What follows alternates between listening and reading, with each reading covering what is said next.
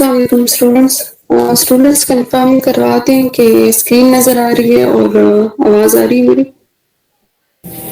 वालेकुम सलाम जी मैम आ रही है दोनों चीज़ें। ओके, ठीक है, सही। स्क्रीन नज़र आ रही है ना आपको?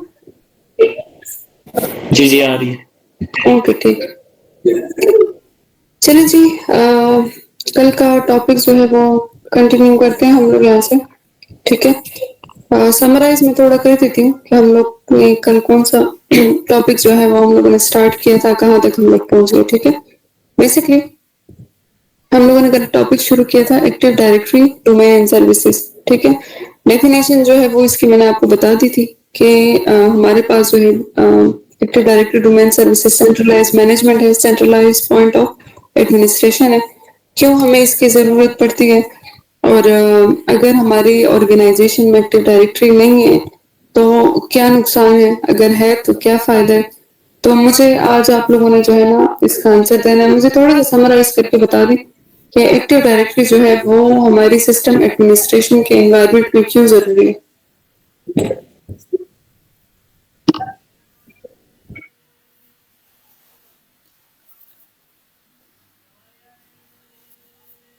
हाँ जी, बताएं ना। फिदा मोहम्मद खान है हमारे साथ, दिलरोज खान है, बदर नजीर है, इनाम तरीन, जान हुसैन, जुनैद अहमद बट, काफी हमारे पास स्टूडेंट्स हैं यहाँ पर। मुझे थोड़ा सा ना समराइज करिए, जो आप लोगों को कल समझ आइए वो गूगल की डेफिनेशन नहीं चाहिए। जितना आप लोग समझें कल एक्टिव डायरेक्टरी क्यों जरूरी है और क्या फायदे हो सकते हैं ऑर्गेनाइजेशन में एक्टिव डायरेक्टरी को कॉन्फ़िगर करने के लिए। मैम बेसिकली ये चीज़ एक्टिव डायरेक्टरी जो होती है हमारे पास डेटाबेस के तौर पे काम करती है, जिसमें हम यूज़र क्रिएट करते हैं। ठीक है, उसको हम किसी भी ऑर्गेनाइजेशन मतलब जो हमारी डोमेन होती है ना, डोमेन क्रिएट करते हैं उसके अंदर जितने भी यूज़र होते हैं वो हम किसी भी लैपटॉप पे जो एक्सेस कर सकते हैं, मतलब मशीन पे एक्सेस कर सकते हैं उस यूज़र को। बिल्कुल। जी ये ये बेस। मेहताब बनारस, ठीक है मेहताब। कोई और बता सकता है?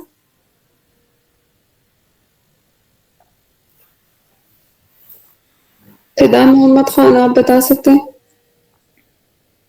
नासिर खान। मैम इसमें मतलब एडमिनिस्ट्रेशन के साथ पास जो है ना ये अथॉरिटी होती है कि अगर वो कोई पॉलिसी इम्प्लीमेंट करें या जो है ना कोई भी चेंज करनी हो तो आसानी जो है ना सब यूज़र के साथ हो सकता है इजीली। बिल्कुल, सही बता रहे हैं आप। इन शॉर्ट आप लोग जो है उसी को रेफर कर रहे हैं कि हमारे पास सेंट्रलाइज मैनेजमेंट है ना। तो ठीक है, मैं इसको थोड़ा सा समराइज कर देती हूँ।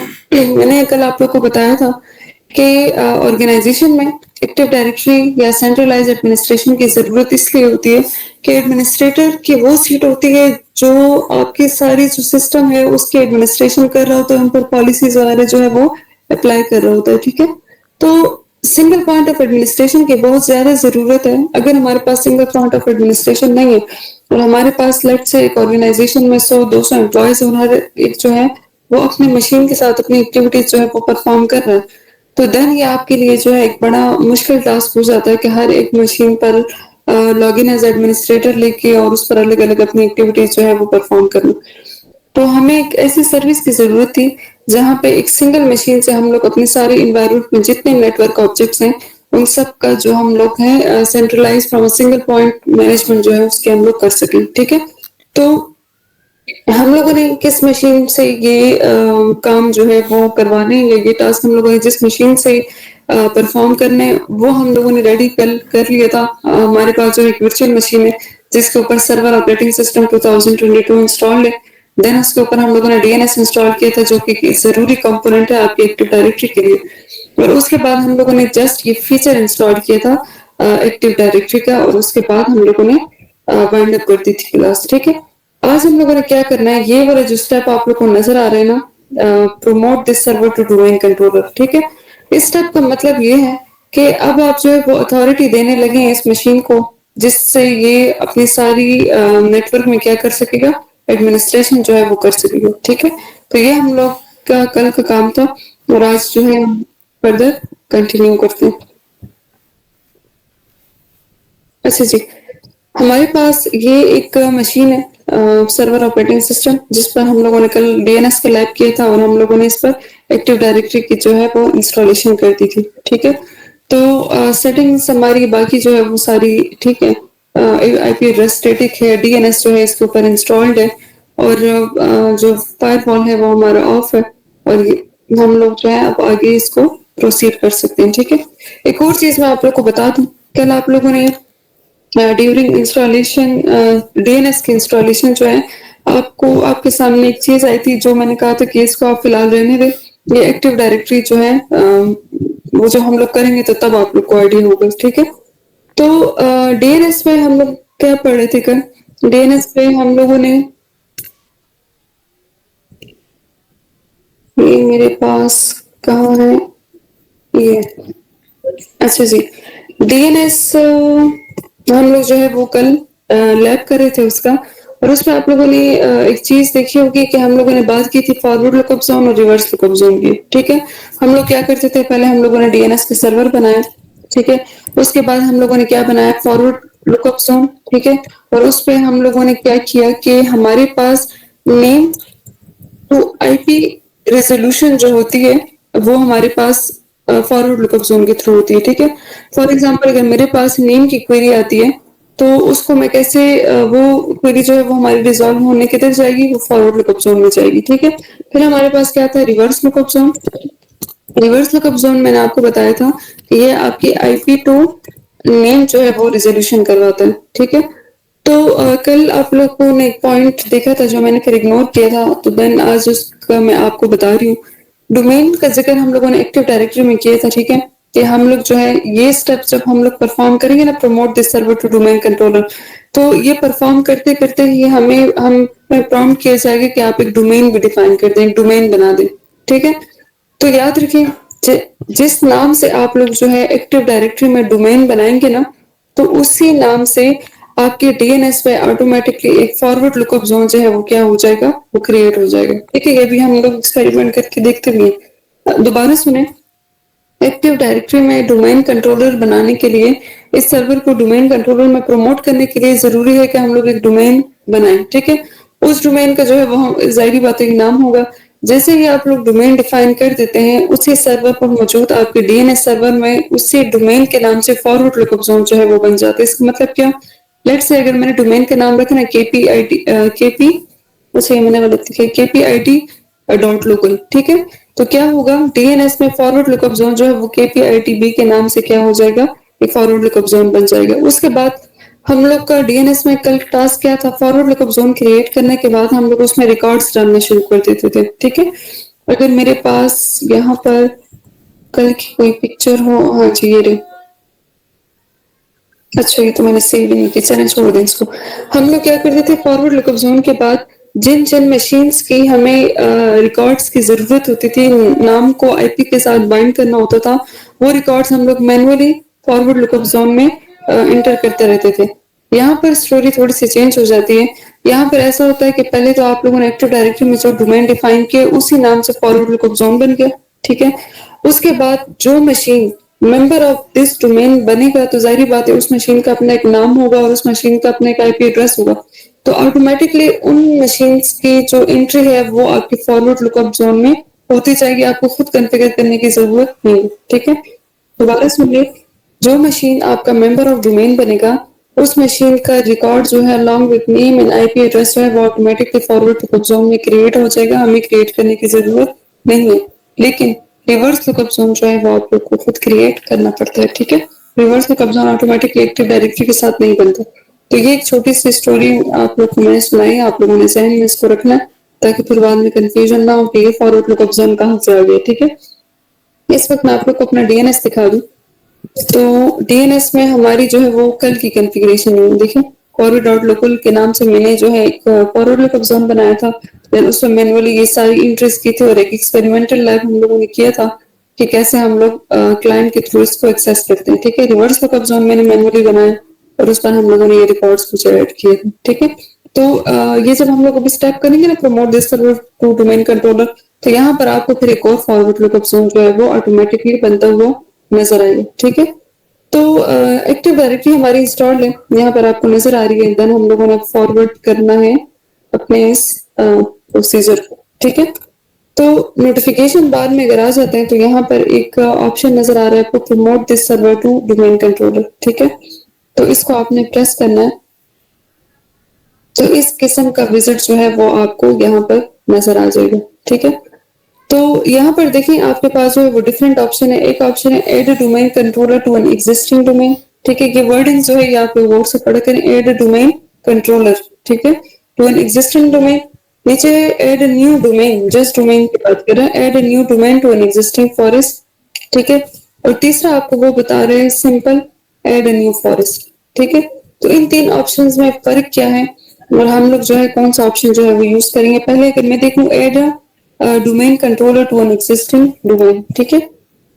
तो यहाँ पर अगर मैं आ जाऊं और मैं आपको बताऊं कि सपोज करें मेरे पास जो है एक, अच्छा फॉरेस्ट किसको कहते हैं पहले इसको समझ लें। आपके मल्टीपल डोमेन्स जब इकट्ठे आते हैं ना तो वो एक फॉरेस्ट बनाता है, ठीक है। Combination of multiple domains is called forest, या फॉरेस्ट कंटेन्स मल्टीपल डोमेन्स, ठीक है। डिफरेंट मल्टीपल डोमेन जब आते हैं एक साथ तो उसको हम लोग क्या कहते हैं, फॉरेस्ट कहते हैं, ठीक है। तो आपके मल्टीपल डोमेन जो है एनवायरमेंट में हो सकते हैं, या आपके लैब है, आपके यूज केस में बताऊंगी कि क्यों जरूरत हो सकती है हमें एक से ज्यादा डोमेन की और एक से ज्यादा डोमेन कंट्रोलर की, ठीक है। तो फॉर एग्जाम्पल ये आपके पास जो है एक फॉरेस्ट है, और एक फॉरेस्ट के अंदर, अच्छा ये जो आपकी माइक्रोसॉफ्ट की डॉक्यूमेंटेशन है इसमें जो ये डोमेन है ना ये यूजुअली आपके इस सिंबल से जो है वो रिप्रेजेंट किया जाता है, ठीक है। ये ट्राइंगल के से रिप्रेजेंट किया जाता है। तो ऑप्शन देखना क्या है, add a domain controller to an existing domain. आप लोग एज्यूम करें आपके पास एक फॉरेस्ट है, फॉरेस्ट के अंदर आपके पास क्या है, एक डोमेन है, ठीक है। डोमेन आपका क्या है, KPITT डॉट लोकल, ठीक है। तो अब जो है डोमेन कंट्रोलर मतलब हम लोग जब ये बनाएंगे ना इस मशीन को जब हम लोग डोमेन कंट्रोलर में ट्रांसफॉर्म करेंगे तो आपका क्या होगा, एक डोमेन बन जाएगा और ये मशीन उसका एक डोमेन कंट्रोलर जो है वो बन जाएगा, ठीक है। एक डोमेन बन गया और ये मशीन उसका डोमेन कंट्रोलर बन गया। क्या मतलब, KPITP जो है डोमेन है और ये जो आपका सर्वर 2022 है जो भी इसका नाम है ये आपका उसको कंट्रोल करने के लिए कंट्रोलर बन गया। लेट्स से मुझे जो है एक और डोमेन कंट्रोलर भी चाहिए। आप लोगों ने जो है एक्टिव डायरेक्टरी के इंस्टॉलेशन के दौरान पढ़ा था, अगर आप लोग को अच्छी परफॉर्मेंस चाहिए या डाउन टाइम नहीं चाहिए तो देन उस केस में जरूरी है कि मिनिमम दो डोमेन कंट्रोलर आपके होने चाहिए। देखिए डोमेन कंट्रोलर क्या है, वो आपकी सारी ऑथेंटिकेशंस करता है, आपकी पॉलिसीज वगैरह लगाता है, आपके सारे काम। आप इवन एक डोमेन यूजर पर लॉगिन भी नहीं ले सकते जब तक आपका डोमेन कंट्रोलर जो है वो सर्वर ऑन ना हो, ठीक है। तो व्हाट इफ आपके डोमेन कंट्रोलर जो है वो डाउन हो जाता है तो उस केस में आप क्या करेंगे, तो आप क्या कर सकते हैं कि एक आपका था सर्वर 2022A फॉर एग्जांपल, इस सर्वर का नाम है 2022A। ये आपका डोमेन कंट्रोलर हो गया किस डोमेन के लिए, KPITB लोकल के लिए, ठीक है। और एक आपने एक दूसरा सर्वर उठाया और उस पर ये सारी एक्टिविटीज की और उसको आपने प्रमोट किया, देन उसके स्टेप थोड़े से चेंज है। उस केस में आपको क्या करना पड़ेगा, ये ऑप्शन, ये पहले वाला ऑप्शन जो है ये सिलेक्ट करना पड़ेगा और देन आपको इसको लिंक करना पड़ेगा KPITP के साथ और ये आपका क्या हो जाएगा, एक और सर्वर आपका इस डोमेन को संभालने के लिए आ जाएगी। लेट्स से ये हमारे पास जो है वो सर्वर B है, ठीक है। तो क्या हुआ कि एक डोमेन के लिए KPITB डॉट लोकल के लिए सर्वर A जो है वो भी domain as a domain controller काम कर रहा है और अभी आपने सर्वर B भी उठा दिया, उसको भी आपने डोमेन कंट्रोलर जो है वो बना दिया, ठीक है। तो पहले डोमेन कंट्रोलर हमारे पास PDC कहलाता है, प्राइमरी डोमेन कंट्रोलर कह सकते हैं या आप इसको पेरेंट डोमेन कह सकते हैं। और जो सेकंड हमारे पास आ सकता है उसको आप बैकअप कह सकते हैं या एडिशनल डोमेन कंट्रोलर जो है वो आप इसको कह सकते हैं, ठीक है। तो स्टूडेंट्स जो है वो अक्सर इस ऑप्शन में कंफ्यूज होते हैं कि इन दोनों लास्ट वन तो इजी है लेकिन इन दोनों में क्या फर्क है। फर्क सिर्फ ये है कि ऊपर डोमेन कंट्रोलर आपने एग्जिस्टिंग डोमेन के साथ ऐड करना है और नीचे आपने एक नया डोमेन फॉरेस्ट में डालना है। दूसरे ऑप्शन का क्या मतलब, दूसरे ऑप्शन का ये मतलब है कि आपके पास सेम यहाँ पर एक फॉरेस्ट है, फॉरेस्ट में आपके पास एक डोमेन है KPITP डॉट लोकल, ठीक है। आप सिंपल क्या कर रहे हैं, सिंपल आप इसमें जो है एक दूसरा डोमेन जो है वो आप इसमें ऐड करें, ठीक है। ये मैंने कॉपी किया, पीछे से अगर डिस्टर्बेंस आ रही है तो इस कॉपी को नोट करें। ये घर से क्लासेस लेने का ना ये थोड़ा इशू होता है। ठीक है, तो मेरे पास एक फॉरेस्ट है और फॉरेस्ट पे मेरे पास एक डोमेन है और उस डोमेन में जो है मैंने क्या किया, ये इसी फॉरेस्ट में मैंने क्या किया, एक दूसरा डोमेन जो है वो मैंने बनाया। ठीक है, डोमेन कंट्रोलर नहीं। अब क्या है, अब इस डोमेन का जो है वो अपना कोई नाम जो है वो हो सकता है, ये चाइल्ड डोमेन इसका हो सकता है। ठीक है, चाइल्ड डोमेन का कॉन्सेप्ट क्या है वो मैं फिर आपको बताऊंगी। लेट्स से मेरे पास केपीआईटी बोर्ड जो है वो मेरे पास एक इदारा है, ये जो है मेरा हेडक्वार्टर का डोमेन है और देन जो है मैं पिशावर के लिए बना देती हूँ तो psh.kpitb.local। ठीक है, तो ये मैंने क्या कर दिया, ये मैंने डोमेन ही चेंज कर दिया यहाँ पर। वहां पर सिर्फ डोमेन कंट्रोलर ऐड किया और यहाँ पर डोमेन ही चेंज, ये एक अलग डोमेन है और ये एक अलग डोमेन है। जरूरी नहीं है कि ये सिर्फ चाइल्ड डोमेन के कॉन्टेक्स्ट में यूज हो, लेकिन हमारा ये लैब है तो इस वजह से मैंने आपको चाइल्ड डोमेन की एग्जाम्पल दी। ठीक है, तो उम्मीद है इन दो ऑप्शन की आपको समझ आ गई होगी। Add domain controller to an existing domain, इसमें आप एक सिंगल डोमेन कंसिडर करें केपीआईटीबी और एक ही केपीआईटीबी के लिए आपके दो कंट्रोलर जो है वो इसको कंट्रोल कर रहे हैं। दूसरे में आपके डोमेन डिफरेंट है। ठीक है, आपका केपीआईटी बोर्ड एक डोमेन हो गया, उसका चाइल्ड डोमेन आपने दूसरा बना दिया pshpeshawar.kpitboard.local। इसमें आप लोगों ने याद रखना है इसका डोमेन कंट्रोलर जो है वो अपना होगा और इस वाले का डोमेन कंट्रोलर जो है वो अपना होगा। ठीक है, तो ये दोनों ऑप्शंस हम लोग जो है उसका लैब हम करेंगे, लेकिन फिलहाल हमारा क्या है, हमारे पास ना कोई एग्जिस्टिंग डोमेन है और ना हम लोगों ने जो है कोई एग्जिस्टिंग फॉरेस्ट हमारे पास है और उसके लिए हम लोग डोमेन ऐड कर रहे हैं। हम लोगों ने किस ऑप्शन पर जाना है, ऐड अ न्यू फॉरेस्ट पर। हम लोग फॉरेस्ट स्टार्ट से बना रहे हैं। ठीक, तो ऐड अ न्यू फॉरेस्ट पर आपने क्लिक किया तो वो आपको कह रहा है कि जाहिर बात है फॉरेस्ट जो है तो उसमें डोमेन होगा, तो जो पहला डोमेन बनेगा आपके फॉरेस्ट में उसका नाम जो है वो यहाँ पर आपने डिफाइन करना है। रूट डोमेन कहलाता है, प्राइमरी डोमेन पीडीसी कहलाता है। ठीक है, तो यहाँ पर आपने क्या करना है, यहाँ पर आपने अपने डोमेन का नाम जो है वो डिफाइन कर देना। ठीक है, तो ये आपको फॉरेस्ट बनने लगा है ना, पहला डोमेन आप बना रहे हैं, देन आप सेकंड बना सकते हैं, थर्ड बना सकते हैं, वो हमारे बाद के लैब्स में। kpitb.local के नाम से मैंने जो है ये डोमेन जो है ये डिफाइन कर दिया। ठीक है, अब यहाँ पर थोड़ा टाइम लेता है ये, क्योंकि ये देख रहा होता है कि क्या इस नेटवर्क में इसी नाम से कोई दूसरा डोमेन तो नहीं है। जब वो उसको कंफर्म हो जाएगा कि नहीं कोई डोमेन नहीं है तो देन वो हमें आगे प्रोसीड करने के लिए अलाउ करेगा।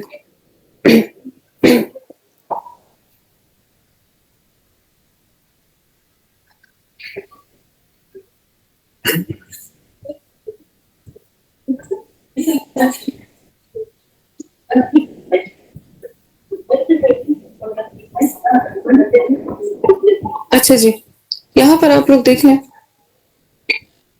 हमारे पास यहाँ पर डिफरेंट ऑप्शंस है।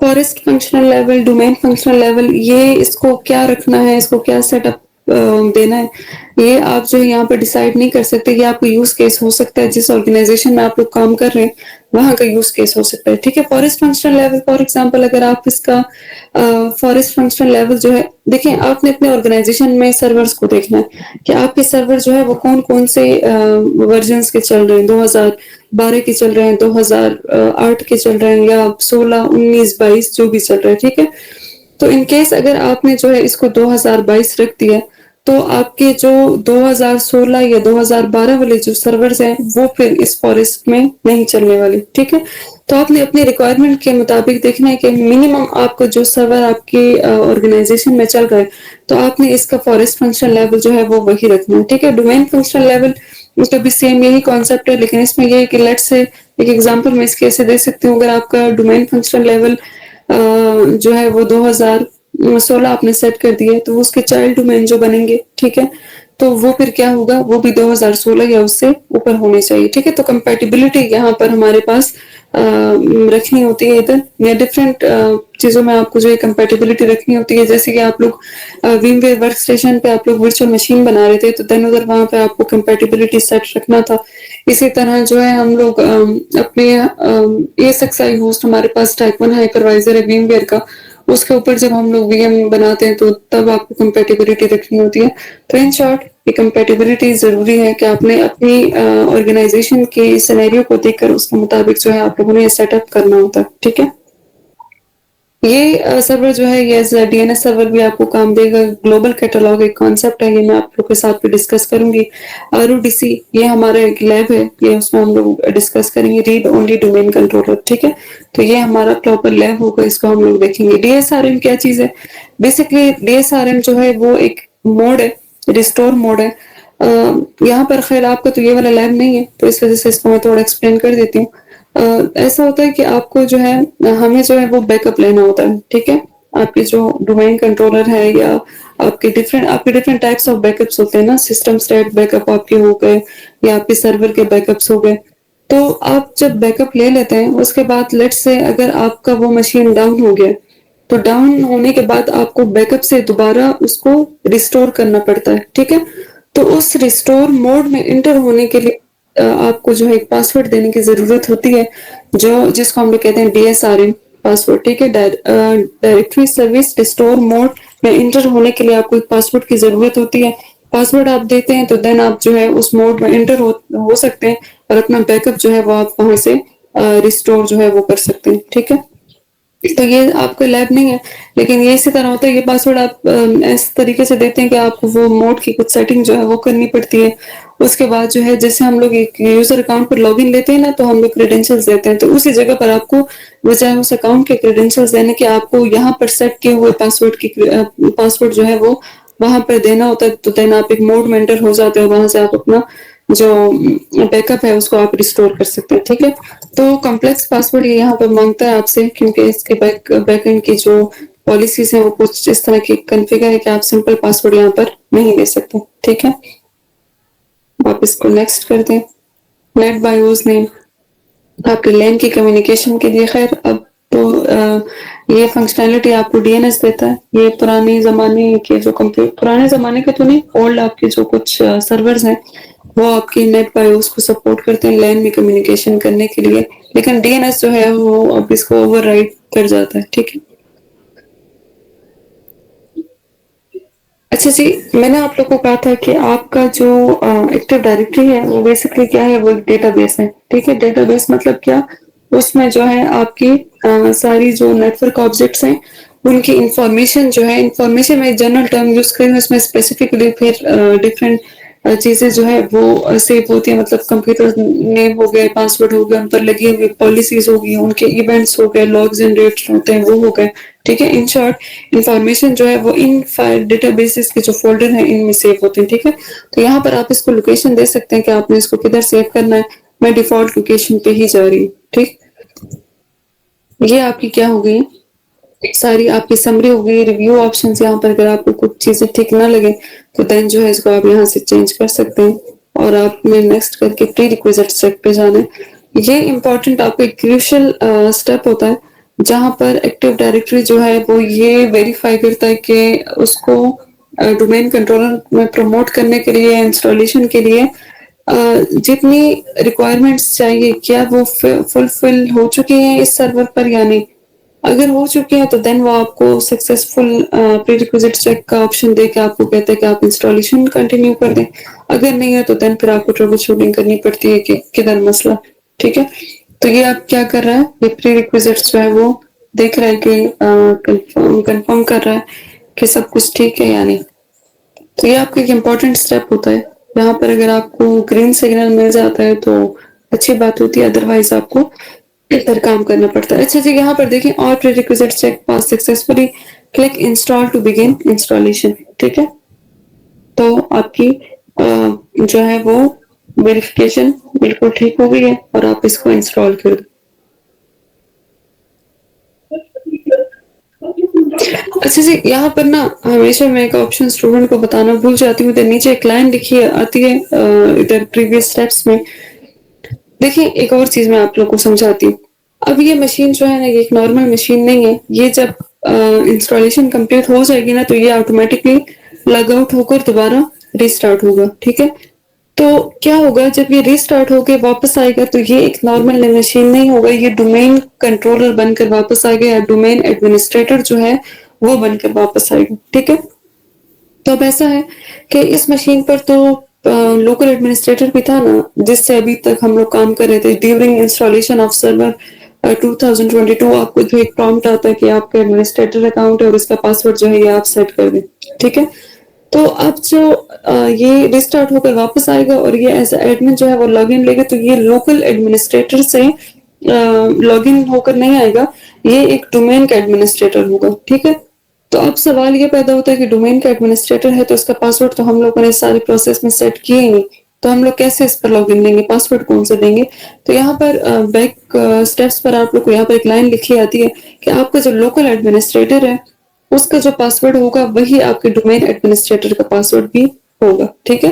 तो इससे परेशान होने की जरूरत नहीं है कि ये तो अभी मुझे तो नहीं पता कि डोमेन एडमिनिस्ट्रेटर का पासवर्ड क्या है, तो ये हो जाएगा, ये वही पासवर्ड है, ठीक है। You are about to be signed out, इसको क्लोज कर दें और आप जो है ये मशीन ऑटोमेटिकली रीस्टार्ट होकर वापस आएगा और फिर ये बन चुका होगा हमारा डोमेन कंट्रोलर, ठीक है।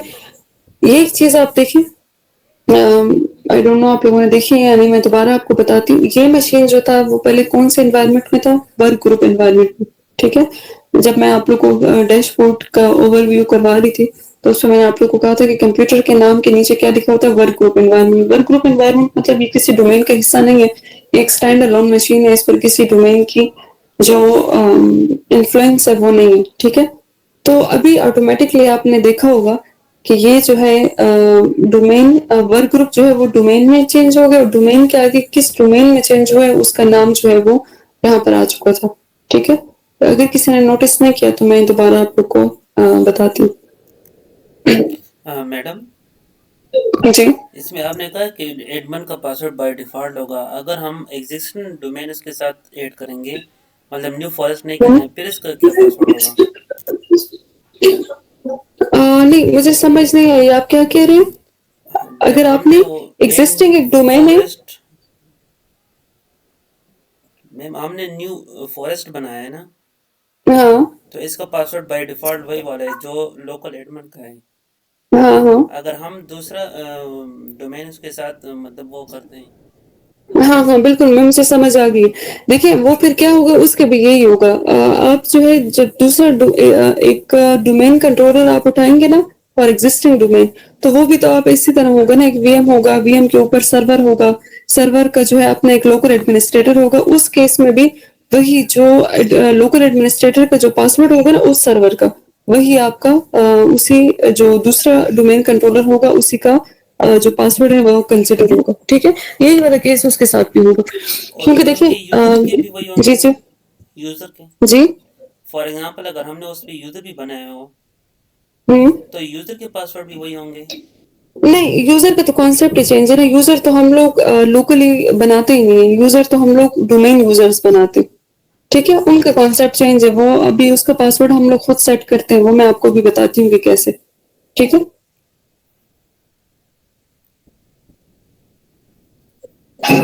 यूजर का कॉन्सेप्ट चेंज है, उसका पासवर्ड जो है वो हम लोग खुद सेट करते हैं। मैं आप लोग को थोड़ी देखें यूजर, अब फॉर एग्जांपल मेरे पास ये एक विंडोज 10 है ना, इस पर मैंने वो जो डोमेन यूजर मैं बनाऊंगी ना वो मैंने यहाँ पर लॉग इन लेना है। तो यहाँ पर क्या है, इस विंडोज का अपना अभी लोकल यूजर अकाउंट है, ठीक है, किसी भी नाम से होगा, एबीसी के नाम से। यहाँ पर अगर आप लोग देखें एबीसी के नाम से इसका अपना लोकल यूजर अकाउंट है। देन अगर हम लोग डोमेन यूजर यहाँ पर बनाते हैं ना, तो फिर हम उसको अगर यहाँ पर लॉग इन करवाते हैं तो देन उसका लोकल यूजर अकाउंट के क्रेडेंशियल्स या लोकल यूजर अकाउंट से कोई लेना देना नहीं है। उस डोमेन यूजर को हम लोग यहाँ पर उसका नाम भी डिफाइन करते हैं, यहाँ पर उसका पासवर्ड भी डिफाइन करते हैं और उसी नाम और पासवर्ड के साथ हम लोग इस मशीन पर लॉग इन देते हैं। तो ये काम जो है वो डोमेन यूजर्स के लिए नहीं है, ये जस्ट आपके डोमेन कंट्रोलर या एडमिनिस्ट्रेटर के लिए ये चीज मैंने बताई, ठीक है। जी ठीक।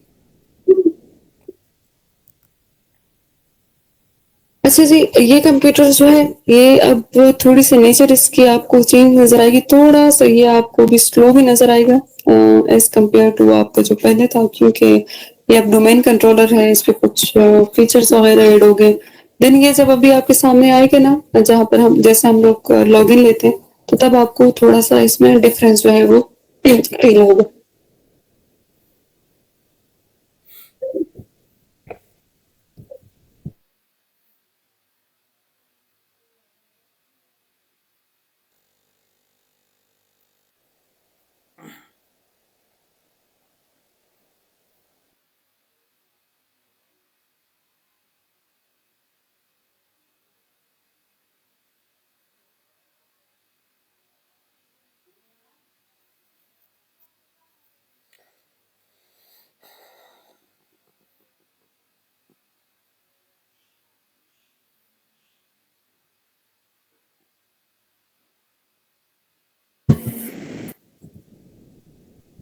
अच्छा जी, यहाँ पर अभी आप लोग देखें ना, तो ये आपके पास क्या आ गया है, KPITB/एडमिनिस्ट्रेटर, ठीक है? मतलब यहाँ पर आप जो भी क्रेडेंशियल्स देंगे ना, वो किसके क्रेडेंशियल्स होंगे? वो KPITB के क्रेडेंशियल्स होंगे, मतलब KPITB के जो डोमेन एडमिनिस्ट्रेटर है, उस पर आप लॉगिन ले लेंगे।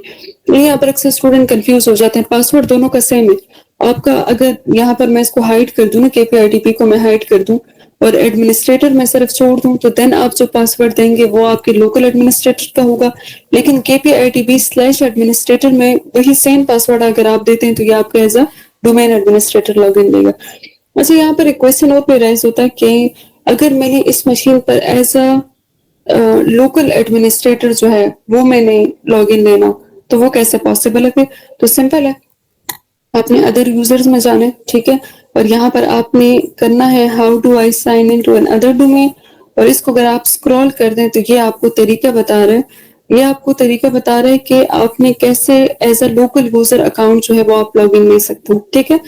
टाइप दिस, इसका मतलब ये है कंप्यूटर का नाम है। अगर आपने इस कंप्यूटर का नाम पीसी रखा होता तो यहाँ पर आपको ये इसकी जगह पीसी नजर आता, ठीक है? इन शॉर्ट, कंप्यूटर का नाम, फिर आपने जो है स्लैश डालना है, देन लोकल यूजर का नाम आपने डाल देना, तो आपने as a local user account log in ले लिया, ठीक है? और अगर डोमेन अगर अच्छा, लेट्स से अगर आपके पास जो है ये वाला आपको विजिट नजर आ रहा है और देन आपको as a domain administrator login लेना है या डोमेन यूजर वट आपने लॉगिन लेना है, तो उस केस में आप क्या कर सकते हैं, आपने पहले यूजर का नाम लिखना है। अगर डोमेन यूजर है तो डोमेन यूजर का नाम लिखेंगे, अगर एडमिनिस्ट्रेटर है तो एडमिनिस्ट्रेटर का नाम। ये मैं login as a domain administrator आपको बता रही हूँ, ठीक है? देन आपने रखना है यहाँ पर, देखिए दोबारा समझ लें अगर कंफ्यूजन है। इस केस पे अगर आपने डायरेक्ट पासवर्ड डाल दिया तो डेफिनेटली ये एज ए डोमेन एडमिनिस्ट्रेटर ही लॉगिन लेगी, क्योंकि KPITB डोमेन यहाँ पर लिखा हुआ है। लेकिन फॉर एग्जांपल आपके पास ये केस है, तो फिर आप क्या कर सकते हैं, आपने यूजर का नाम लिखा, ठीक है? देन आपने ये सिंबल डाला और फिर आपने अपने जो डोमेन है उसका नाम यहाँ पर रख दिया, ठीक है? KPITB.local, और देन आपने पासवर्ड जो है वही जो आपके लोकल एडमिनिस्ट्रेटर का था वो आपने दे दिया और आपने एंटर कर दिया, तो ये आप login as a domain administrator जो है वो हो गई, ठीक है?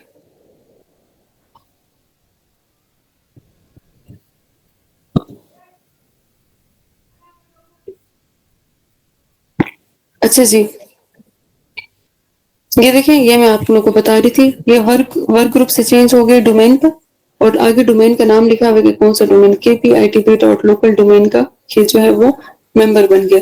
मैंने आप लोग को एक बात बताई थी कि आप जब भी ये डोमेन को डोमेन कंट्रोलर बनाएंगे ना इस सर्वर को, तो उस केस में क्या होगा, आपका ये सर्वर इटसेल्फ भी मेंबर ऑफ डोमेन बन जाएगा, ठीक है? ऐसा तो हो नहीं सकता ना कि एडमिनिस्ट्रेटर की ये जो पीसी है ये आउट ऑफ द डोमेन हो और देन बाकी जो है उसको आप डोमेन का मेंबर बना दें और आउट ऑफ द डोमेन आप इसकी क्या कर सकें, जो एडमिनिस्ट्रेशन है वो कर सकें।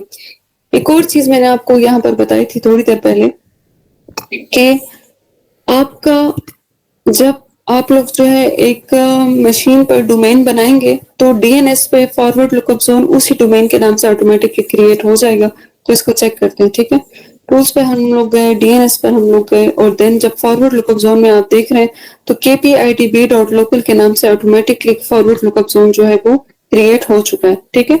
इसके बाद मैंने आपको क्या कहा था कि इसमें कौन से रिकॉर्ड्स आएंगे, जो machine member of this domain बनेगा उसके रिकॉर्ड ऑटोमेटिकली इस फॉरवर्ड लुकअप जोन में वो क्या हो जाएंगे, क्रिएट हो जाएंगे।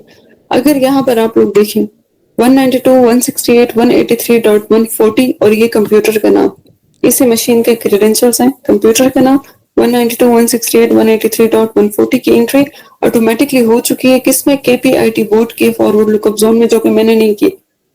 क्यों ये पॉसिबल हुआ, क्योंकि ये मशीन जो है ये मेंबर ऑफ डोमेन बन चुका है इटसेल्फ, ठीक है? तो इसी वजह से आपका जो है पहले डोमेन के नाम से फॉरवर्ड लुकअप जोन बना और फिर क्योंकि ये मशीन खुद भी इस डोमेन का मेंबर है तो इसके नाम के अगेंस्ट IP एड्रेस बाइंड हो गए, उस पर उन्होंने एंट्री जो है वो करवा दी, ठीक है? तो ये एक आपके पास एक चीज है जो थोड़ी देर बाद आपसे मैं क्वेश्चन करने वाली हूँ इसी के मुताबिक, इसी हवाले से, ठीक है? अच्छा जी, एक्टिव डायरेक्टरी आपकी इंस्टॉल हो चुकी है, ये मशीन आपका डोमेन कंट्रोलर बन चुका है, किस कौन से डोमेन का, KPITB.local का। टूल्स में हम लोग आते हैं, मैंने आप लोग को कहा था जब भी आप लोग कोई सर्विस जो है वो इंस्टॉल करेंगे तो उससे रिलेटेड कोई टूल जो है वो आपके टूल का जो ये बार है यहाँ पर एंटर होता जाएगा। तो ये कुछ active directory administrative centre, active directory domain interest वगैरह वगैरह, ये active directory users and computers, फिर ये आपकी ग्रुप पॉलिसी मैनेजमेंट, ये कुछ आपके पास टूल्स हैं जो यहाँ पर इंस्टॉल हो चुके हैं। ठीक है, हम लोग इसको स्टार्ट करते हैं active directory users and computers से। ठीक है, यहाँ पर आपको मेरा डोमेन नजर आ रहा है, उसको आपने एक्सपेंड करना है। अगर मल्टीपल डोमेन है तो वो भी आपको यहाँ पर फिर नजर आएंगे। ये हम लोग जब चाइल्ड डोमेन करेंगे तो मैं आपको बताऊंगी। आप यहाँ से जो है इसको राइट क्लिक करके चेंज डोमेन कर दें तो आप दूसरे डोमेन पर भी फिर काम कर सकते हैं। ठीक है, अच्छा जी, कंप्यूटर्स पर अगर आप लोग आ जाते हैं तो यहाँ पर उन सारे कंप्यूटर्स का आपको जो है वो पता चलता है जो आपके क्या होते हैं, मेंबर ऑफ डोमेन होते हैं। डोमेन कंट्रोलर्स पर आ जाए तो इस डोमेन के जितने कंट्रोलर्स होंगे वो आपको यहाँ पर नजर आएंगे। ठीक है, उसके बाद अगर आप यूजर्स पर आ जाए तो इस डोमेन के जितने यूजर्स होंगे वो आपको यहाँ पर नजर आएंगे। कुछ डिफॉल्ट आपके पास जो है यहाँ पर ग्रुप्स जो है वो नजर आ रहे हैं, तो इसको हम लोग बाद में डिस्कस करेंगे। अभी हमारा काम क्या है, देखें हम क्या कर रहे हैं। हम लोगों ने ये वाला लैब जो है ये इतना कर दिया है। अगर मैं इसको यहाँ पर दोबारा से बना दूं या चले, हम लोग इसको आप फिलहाल इग्नोर करें, इन कंप्यूटर्स को। हम लोगों ने सिर्फ ये लैब किया है, एक डोमेन क्रिएट किया। डोमेन में हम लोगों ने क्या किया, हमारा जो मशीन था उसको डोमेन का कंट्रोलर बना दिया, डोमेन एडमिनिस्ट्रेटर बना दिया। अब देखिए आपकी अपॉइंटमेंट हुई है एक ऑर्गेनाइजेशन में, फ्लैट से केपीआईटी बोर्ड में एज ए सिस्टम एडमिनिस्ट्रेटर। आपने अपने लिए तो सेटअप कर दिया, आप लोगों ने मशीन सेट कर दिया। अब सेकंड टास्क क्या होना चाहिए, जितने एम्प्लॉयज उनके लिए यूजर अकाउंट्स जो है वो बनाने चाहिए। ठीक है, अब यूजर अकाउंट्स के लिए उन सब के पास जो है वो मशीन है। ठीक है, यहाँ पर हमारे पास जो है आतिफ, वाजिद, मरियम, इन सब के पास जो है वो मशीन है। ठीक है, ये मशीन अभी स्टैंड अलोन ही है, ये वर्क ग्रुप एनवायरनमेंट है, वो हमारे बाद का काम है, उसको फिलहाल छोड़ दें। पहले टास्क हमारे ये है कि उन क्लाइंट्स के लिए, उन एम्प्लॉयज के लिए हम लोगों ने क्या बनाने, डोमेन यूजर अकाउंट्स जो है वो हम लोगों ने बनाने। तो अभी का जो हमारा टास्क है वो ये है कि how to create domain user accounts. ठीक है, तो सिंपल आपने इस टूल पर आना है, दोबारा देख लें, टूल्स पर आ जाए। टूल्स पर आने के बाद active directory users and computers पर आ जाए। ठीक है, उसके बाद आपने आना है यूजर्स में। ठीक है, यूजर्स पर अगर आप राइट क्लिक कर दें और यहाँ पर आप न्यू पर आ जाएं और न्यू के बाद आप जो है वो आ जाए यूजर पर। ठीक है, तो ये आपके पास जो है एक विजिट जो है वो खुल जाता है। यहाँ पर आपने सिंपल जो आपके डोमेन यूजर अकाउंट होगा, जो बंदा होगा डोमेन यूजर, उसका नाम जो है वो दे देना। ठीक है, ये क्या हुआ। अच्छा, अब यहाँ पर देखिए ये अक्सर मैं स्टूडेंट्स को ना फिर एग्जाम में ये दे भी देती हूँ। अभी वाजिद मेरे पास डोमेन यूजर है और डोमेन का नाम ये है, तो वाजिद का फुली क्वालिफाइड नेम क्या होगा। तो यहाँ पर फिर स्टूडेंट्स कहते हैं तो हमें तो नहीं पता, नहीं बताया था।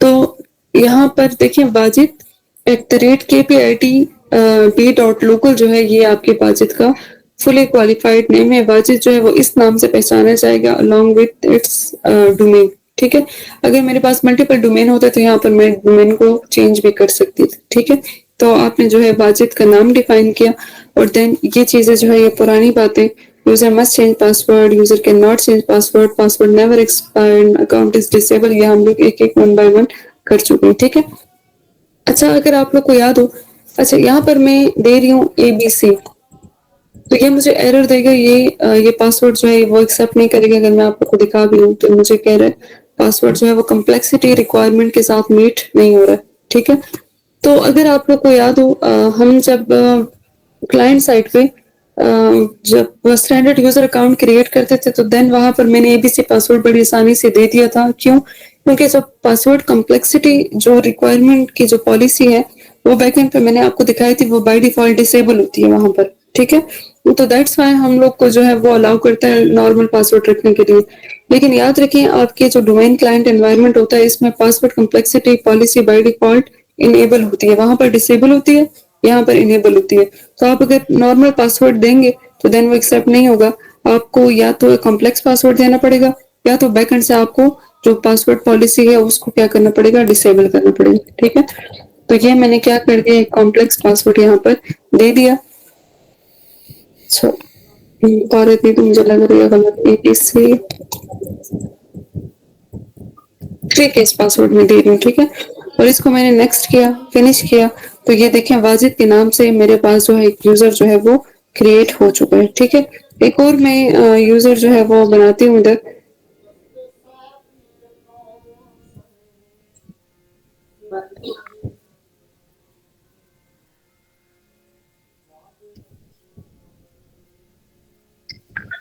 आयशा के नाम से, ठीक है।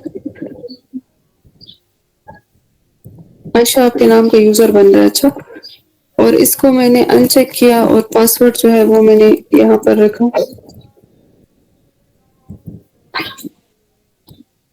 और ये मेरा आयशा के नाम से भी एक यूजर अकाउंट जो है वो क्रिएट हो चुका। अच्छा जी, देखिए यूजर अकाउंट तो मैंने बना दिया, मेरे पास 2 एम्प्लॉयज हैं, लेट्स से आयशा और वाजिद।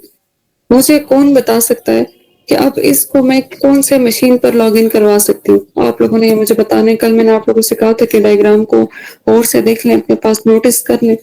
और अब आप मुझे बताएं कि आयशा और वाजिद को के जो यूजर अकाउंट्स है, ये मैं कौन से मशीन पर लॉगिन करवा सकती हूँ?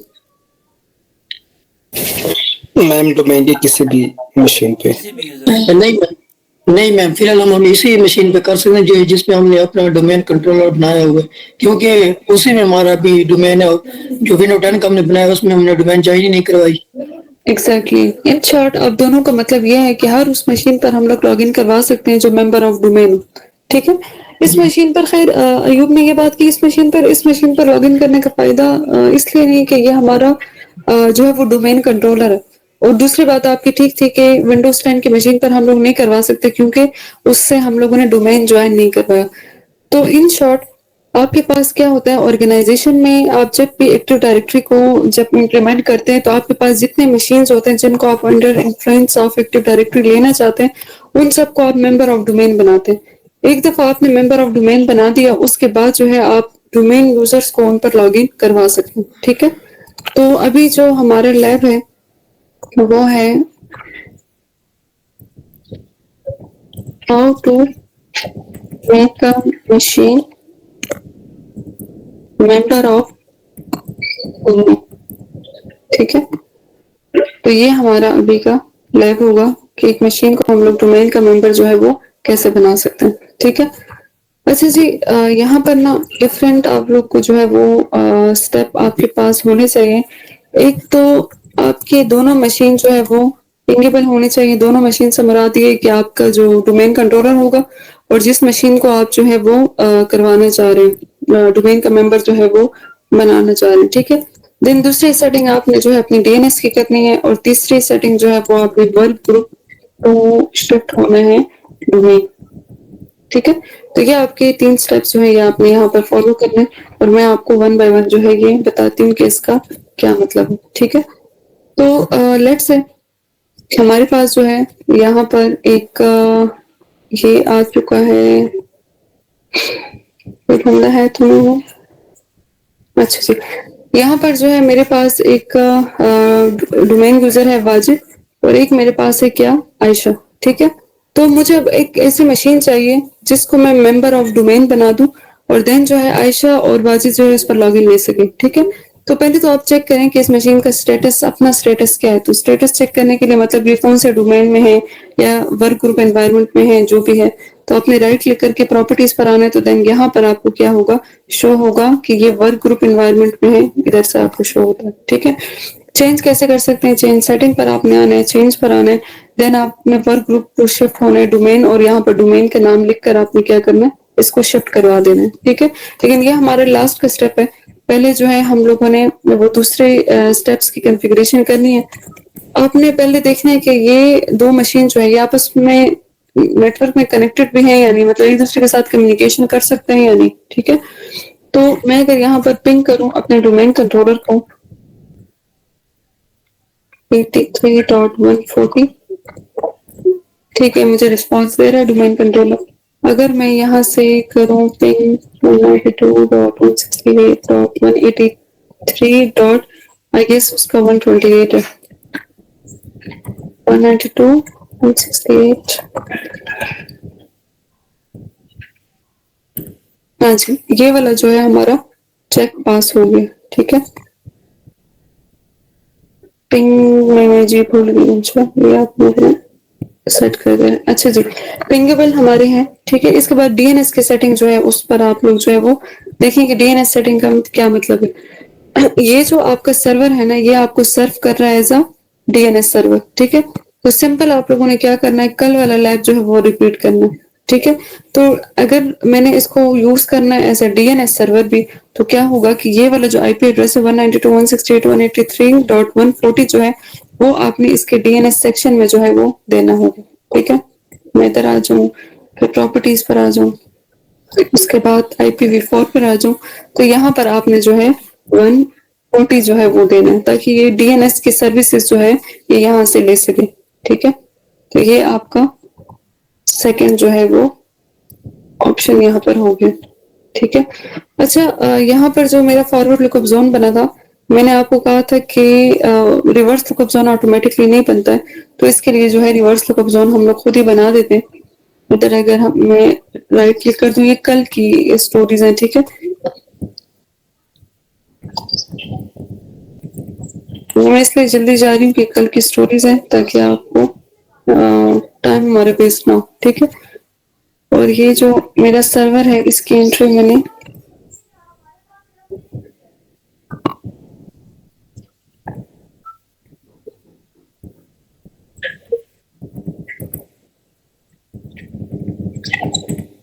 अच्छा जी, ठीक। डीएनएस हमारा सेट है, ठीक है। कल का लाइव मैंने जस्ट रिपीट किया, बाकी इसमें नया कुछ नहीं। अच्छा जी, ये हमारी सेटिंग हो गई, पिंगेबल भी हो गया, डीएनएस की सेटिंग भी हो गई। Then workgroup to domain जो है वो हम लोगों ने ज्वाइन करवाना है। तो उसका तरीका क्या है, आपने अपने पीसी पर राइट क्लिक करना है, प्रॉपर्टीज पर आना है, ठीक है। देन हमने ये जो वर्क ग्रुप है इसको हम लोगों ने चेंज पर आना है, और चेंज कर लें और इसको डोमेन पर ले। डोमेन पर लाने के बाद अपने डोमेन का नाम जो है वो आपने यहाँ पर लिख देना है, ठीक है। kpitp.local जो है वो मैंने लिखा, ओके किया। अच्छा, यहाँ पर जो है क्रेडेंशियल्स देने होते हैं, ये स्टूडेंट अक्सर कंफ्यूज होते हैं कि कौन से यूजर नेम और कौन सा पासवर्ड हम लोग दें। तो जाहिर बात है, अगर एक मशीन जो है वो मेंबर ऑफ दिस डोमेन बन रहा है, तो वो इस डोमेन कंट्रोलर की परमिशन से ही बन रहा है, ठीक है। अगर ये सिक्योरिटी चेक हमारे पास ना होता, तो इस पे ये होता है कि हर दूसरा बंदा बस इसका डीएनएस आईपी जो है वो पता करवा कर अपने आप को जो है डोमेन का मेंबर बनाता, ठीक है। इन शॉर्ट मतलब ये है कि इस वक्त जो एक्टिविटीज परफॉर्म कर रहा है ये आपको डोमेन कंट्रोलर ही परफॉर्म कर रहा है। तो जाहिर बात है डोमेन कंट्रोलर की ही क्रेडेंशियल्स की जरूरत है। In short, in other words, आप अगर एक मशीन को डोमेन का मेंबर बनाते हैं, तो आप जो है वो डोमेन कंट्रोलर की परमिशन के बगैर नहीं बना सकते, ठीक है। या तो आप इतने ट्रस्टवर्दी हैं कि डोमेन कंट्रोलर ने आपको क्रेडेंशियल्स दिए, या ये काम ही शिफ्ट करने का काम है डोमेन कंट्रोलर का, ठीक है। तो अब domain as a domain controller आपने जो है अपना यूजर नेम यहाँ पर दे देना है, ठीक है। और देन आपने अपना पासवर्ड जो है वो यहाँ पर दे देना है। डोमेन कंट्रोलर को याद रखें, इसका पासवर्ड, ठीक है, इसके यूजर नेम और इसका पासवर्ड। ओके करें इसको।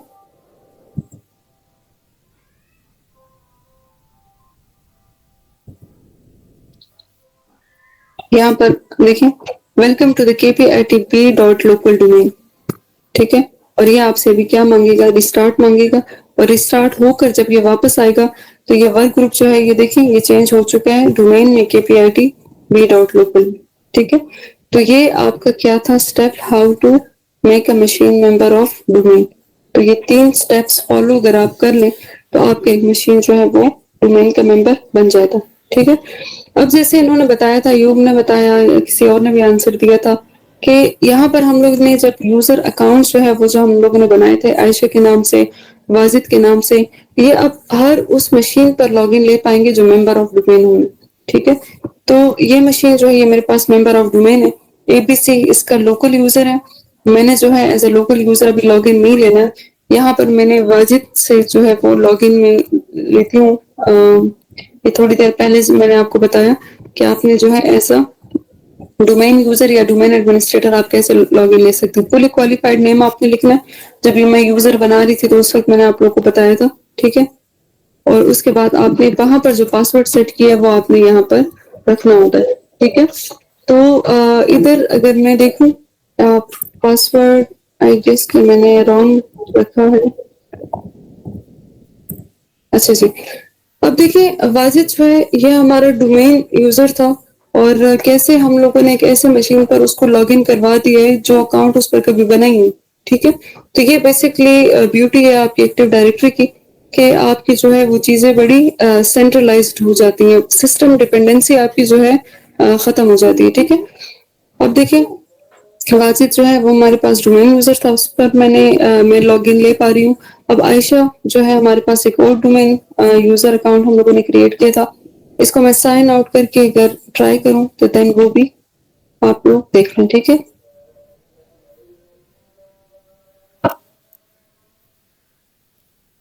मेरे कंप्यूटर ने ना जवाब दे दिया।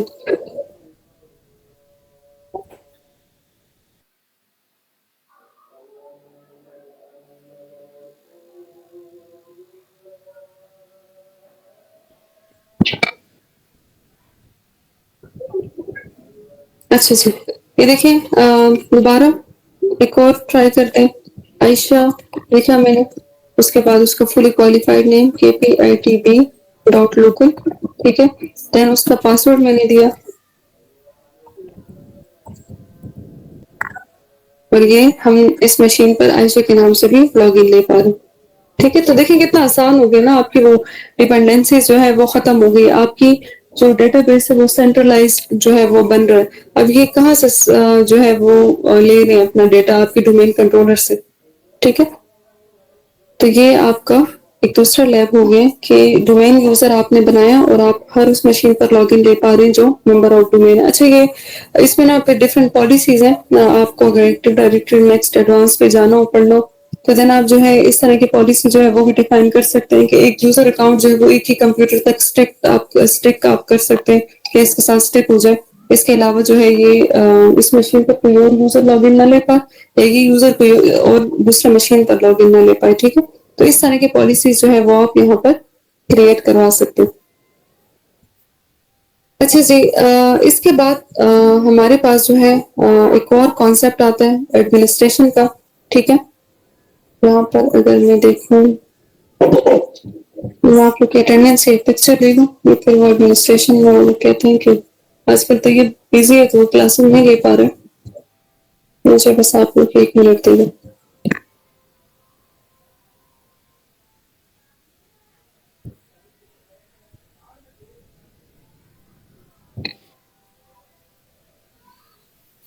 ओके स्टूडेंट्स, आप लोग को इंटरेक्शन आप लोग के साथ नहीं कर रही हूँ क्योंकि ये कोर्स हमारा काफी लंबा हो गया है। बीच में वो कुछ हमारी वो मसला मसाइल से गुजर रहे थे तो आप लोग की क्लासेस कुछ स्किप हुई है। तो मैं आप लोगों से मैं कह रही हूँ अगर कोई मसला मसाइल है तो मुझसे आप पूछें, अदरवाइज जो है मैं जो है वो प्रोसीड कर रही हूँ, ठीक है। अच्छा यहाँ पर अगर हम लोग देखें ना तो अब थोड़ी सी बात करते हैं पॉलिसीज की, ठीक है। पॉलिसीज के लिए जो हम लोग यूज करते हैं टूल एक्टिव डायरेक्टरी का, तो मैं अगर टूल्स में आ जाऊं और यहाँ पर मैं ग्रुप पॉलिसी मैनेजमेंट में आ जाऊं, ठीक है। और यहाँ पर ये मेरा फॉरेस्ट ये जो भी है ये KPITB.local जो है इसको मैंने एक्सपेंड किया, देन मैं अपने डोमेन पर आ गई, डोमेन को मैंने जो है वो एक्सपेंड किया। तो यहाँ पर आपको क्या नजर आ रहा है, एक ग्रुप पॉलिसी ऑब्जेक्ट आपको नजर आ रहा है, ठीक है। JPO जिसको हम लोग बोलते हैं, JPO ग्रुप पॉलिसी ऑब्जेक्ट, ठीक है। बेसिकली हमें जो है यहाँ पर पॉलिसीज लगाने का तरीका जो है वो थोड़ा डिफरेंट है। यहाँ पर क्या होता है कि लेट्स से अगर मैं यहाँ पर पॉलिसीज लगाऊं तो वो सारी मेरे डोमेन पर जो है वो अप्लाई हो सकती है। जितने भी मेरे डोमेन में जितने यूजर हैं, या अगर मैं यूजर बेस्ड पॉलिसी लगा रही हूँ तो सारे यूजर्स पर लग सकता है, या अगर मैं कंप्यूटर बेस्ड पॉलिसी लगा रही हूँ तो वो सारे मेरे कंप्यूटर पर वो पॉलिसी जो है वो लग सकती है, ठीक है। तो हम लोग क्या करते हैं, एक दूसरा कॉन्सेप्ट हमारे पास यहाँ पर आता है किसका, OUs का, ऑर्गेनाइजेशनल यूनिट्स का, ठीक है। ऑर्गेनाइजेशनल यूनिट जो है अगर आप इसको समझना चाहते हैं तो इसके सिंपल है, ये आपका एक डोमेन है। लेट्स से मैं एक दूसरा जो है यहाँ पर बना देती हूँ, ये मेरा डोमेन है KPITB।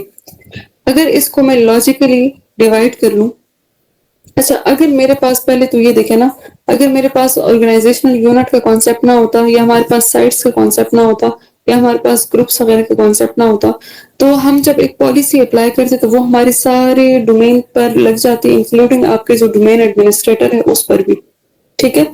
तो ये एक अच्छी प्रैक्टिस नहीं है, क्योंकि हमारे ऑर्गेनाइजेशन में डिफरेंट डिपार्टमेंट्स होते हैं और हम चाहते हैं कि डिफरेंट लेवल ऑफ पॉलिसीज हम लगाएं हर एक डिपार्टमेंट पे, ठीक है। तो ओयूज बेसिकली ऑर्गेनाइजेशनल यूनिट्स जो है वो हमारे पास लॉजिकली डिवाइड करता है आपके डोमेन को, ठीक है। और आप जो है एक डोमेन के अंदर डिफरेंट जो है वो ओयूज बना सकते हैं। लेट्स से एचआर के डिपार्टमेंट के लिए मैंने एक ओयू बनाया, ठीक है। सेल्स वालों के लिए मैंने एक ओयू बनाया। मैंने यहाँ पर जो है वो मार्केटिंग वालों के लिए एक ओयू बनाया। यहाँ पर मैंने जो है वो अकाउंट्स वालों के लिए एक ओयू बनाया, ठीक है। तो ये डिफरेंट ओयूज मैं बना सकती हूँ और फिर मैं डिफरेंट ओयूज पर इंडिविजुअली जो है वो पॉलिसी जो है वो मैं अप्लाई कर सकती हूँ। लेट्स से एचआर को मैं कुछ सर्वर्स की एक्सेस जो है वो नहीं देना चाह रही, तो मैं क्या करूंगी, यहाँ पर ग्रुप पॉलिसी ऑब्जेक्ट जो है उसके थ्रू हम लोग जो है वो क्या करते हैं, पॉलिसी लगाते हैं। मैंने क्या करना है, मैंने ग्रुप पॉलिसी ऑब्जेक्ट जो है वो मैंने बनाना है और उस पर मैंने अपनी पॉलिसी जो है वो यहाँ पर डिफाइन कर देनी है, ठीक है। लेट्स से पॉलिसी 1 मैंने डिफाइन कर दी, मैंने पॉलिसी 2 जो है वो डिफाइन कर दी। इसी तरह एक पैकेज जो है वो मैंने एक जीपीओ का यहाँ पर बना दिया, ठीक है। जीपीओ क्रिएट किया और उसमें डिफरेंट पॉलिसी जो है डिपेंड करती हैं आपकी यूज केस पर कि कौन सी पॉलिसी आपने अप्लाई करनी।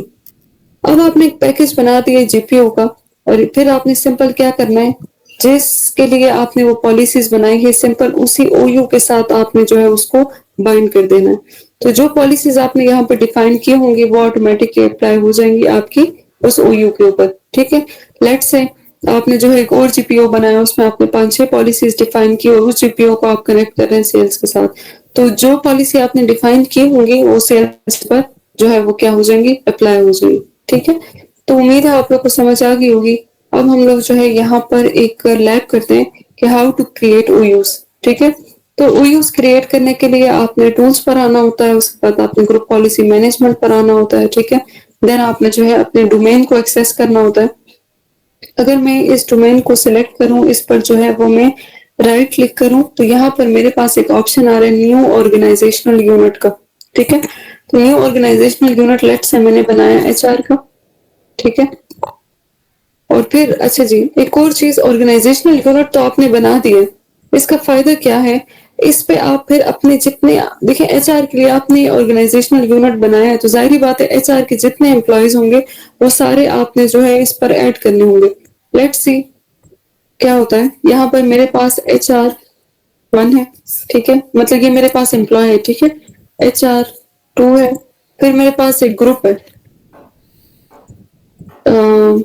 लेट्स से ग्रुप मेरा है HR, क्या कर सकती हूँ मैं इसको, मैनेजर्स का, ठीक है। फिर इस ग्रुप के अंदर फर्दर हमारे पास जो है डिफरेंट HR3 और मेरे पास HR4, ठीक है। इस बात को समझे आप, ये मैंने क्या किया, मैंने जो है HR से रिलेटेड जितने हमारे पास ऑब्जेक्ट्स थे वो मैंने यहाँ पर बनाए। ये HR1 मेरे पास इंडिविजुअल एक यूजर है, HR2 मेरे पास इंडिविजुअल एक यूजर है। फिर मैंने HR मैनेजर्स के नाम से एक ग्रुप बनाया जिस ग्रुप के अंदर मेरे पास जो है क्या, ये 2 यूजर्स हैं। इन शॉर्ट आप ओयू के अंदर इंडिविजुअल यूजर्स भी ऐड कर सकते हैं और ओयूज के अंदर आप क्या कर सकते हैं, ग्रुप्स भी जो है वो ऐड कर सकते हैं। देन जब वो जीपीओ आप इसके साथ अटैच करेंगे ना, तो वो पॉलिसी 1 पॉलिसी 2 जो भी थी आपने डिफाइन की है वो आपके HR1 HR2 और HR मैनेजर्स का जो ग्रुप है उसके अंदर जितने यूजर्स हैं उन सब पर वो अप्लाई हो जाएगी, ठीक है। तो बीइंग सिस्टम एडमिनिस्ट्रेटर आपका जो है इसके बाद का काम क्या होगा, वो आपका ये हो सकता है कि आप जो है यहाँ पर अपने जो ओयूज हैं उसमें अपने यूजर्स ग्रुप जो है वो आप यहाँ पर डाल सकते हैं, ठीक है। तो हम लोग कैसे डालेंगे, यहाँ पर आपने देखना है, मैंने ओयू एक क्रिएट किया, ये मेरे पास HR के नाम से क्या है, एक ओयू जो है वो मेरे पास बन गया। अच्छा, ये लिंक ऑर्डर क्या चीज है, जीपीओ आप जो डिफाइन करेंगे वो यहाँ पर आएगा। लिंक ऑर्डर का एक अच्छा सा कॉन्सेप्ट है, मैं फिर आपको बताऊंगी। बाजू का ये होता है कि फॉर एग्जांपल एक ओयू के साथ आपने 2 जीपीओ जो है वो कनेक्ट करवाएं। एक जीपीओ में पॉलिसी है कि जो आपके पास लेट से कौन सी पॉलिसी है देख सकते हैं, हमारे पास एक पॉलिसी है कि आपका जो यूजर है वो डेस्कटॉप के आइकन जो है वो देख सकता है और दूसरे जीपीयू में है डेस्कटॉप का आइकन जो है, एक्सक्यूज मी गाइस एक मिनट आप वेट करें,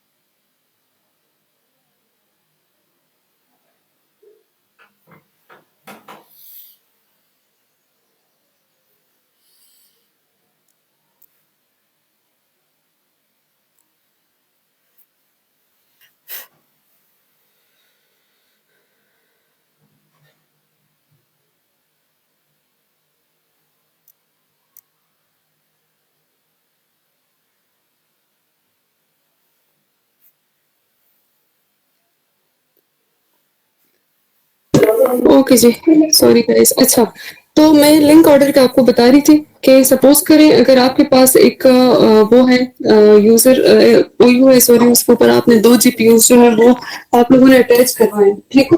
तो एक पे पॉलिसी एक का लाइन और दूसरे का पॉलिसी बिल्कुल ऑपोजिट है। मैं आपको एग्जांपल दे रही थी कि एक जीपीयू में आपने क्या पॉलिसी लगाई हुई है कि आपके जो डेस्कटॉप आइकन्स है वो नजर आ सकते हो, हाइड ना हो। दूसरे में है कि वो हाइड हो, ऑपोजिट पॉलिसीज है।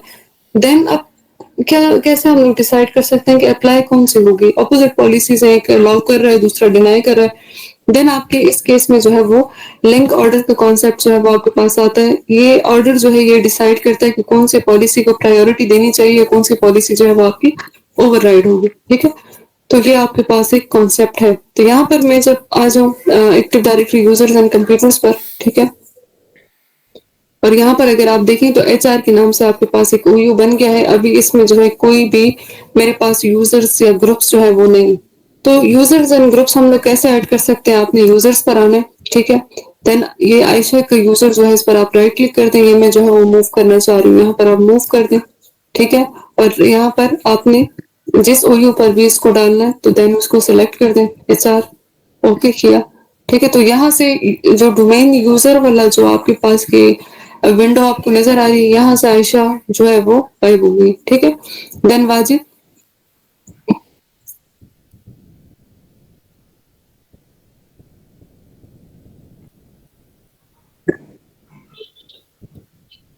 अच्छा अच्छा, ठीक है।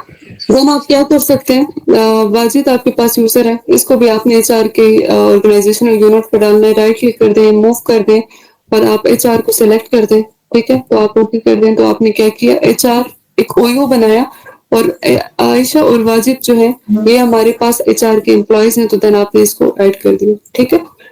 तो दोबारा अब जो है हम लोगों ने ये करना है, ये लैब जो मैं यहाँ पर डिफाइन कर रही हूँ कि आपने जो है एचआर तो बना दिया ओयू, आपने 2 यूजर्स भी उसमें ऐड कर दिए। देन ग्रुप पॉलिसी हम लोग कैसे क्रिएट करेंगे, ठीक है? तो ग्रुप पॉलिसी क्रिएट करने का तरीका जो है वो हमारे पास कुछ यूं है कि हम लोगों ने जो है वो आना है यहाँ पर टूल्स पर और देन हम लोगों ने आना है इधर ग्रुप पॉलिसी मैनेजमेंट पर, ठीक है? और यहाँ पर जो मेरा केपीआईटीबी, ये जो है ग्रुप पॉलिसी ऑब्जेक्ट ये भी है बट ये डिफॉल्ट बना हुआ है, ठीक है? हम लोगों ने जो है खुद देखना है कि हम कैसे क्रिएट कर सकते हैं। तो मैं डोमेन पर आ जाऊं और यहाँ पर मैं राइट क्लिक कर दूं तो यहाँ पर मेरे पास है create GPU in this domain, ठीक है? इस डोमेन में मैं एक जीपीयू बनाना चाह रही हूँ। तो मैंने कहा ठीक है, और यहाँ पर मैंने लिखा इसका नाम कि ये जो जीपीयू होगा ये मेरा एचआर के लिए है, ठीक है? एचआर जीपीयू मैं यहाँ पर इसको नाम दे देती हूँ, इसको मैंने ओके किया, ठीक है? और ये एचआर जीपीयू के नाम से मेरा क्या हुआ, एक जो क्या कहते हैं जीपीयू बन गया, ठीक है? अच्छा जी, अब जीपीयू तो क्रिएट कर दिया है, इस जीपीयू में भी हम लोगों ने पॉलिसीज कैसे डिफाइन करनी है, ठीक है? तो वो सिंपल है, एचआर जीपीयू पर आप आ जाए, इधर आप राइट क्लिक कर लें, ठीक है? राइट क्लिक करने के बाद आपको एक ऑप्शन नजर आएगा एडिट का। तो एडिट आप जब जैसे करते हैं तो फिर आपके पास जो है यहाँ पर लिस्ट जो है वो खुल जाती है, ठीक है? इसका मतलब क्या है, इसको समझें।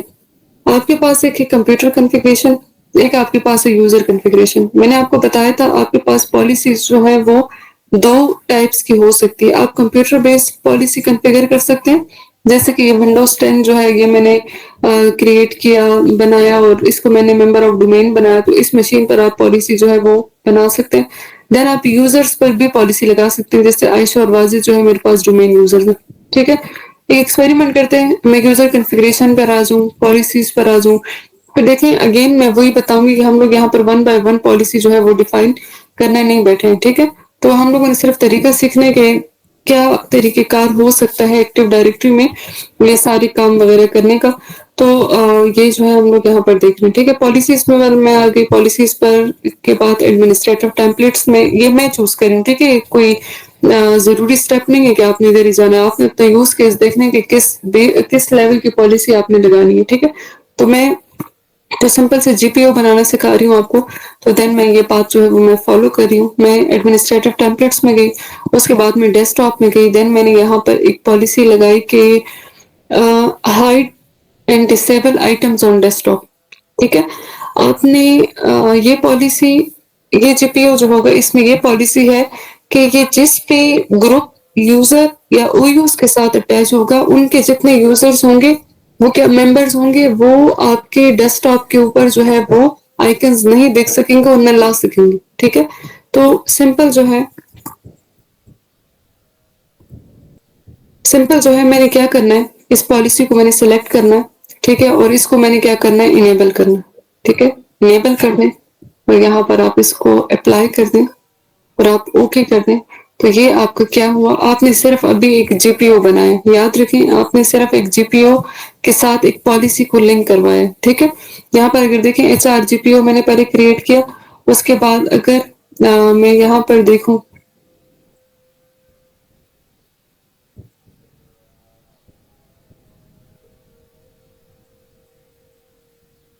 मेरे पास एक मिनट वेट करें आप।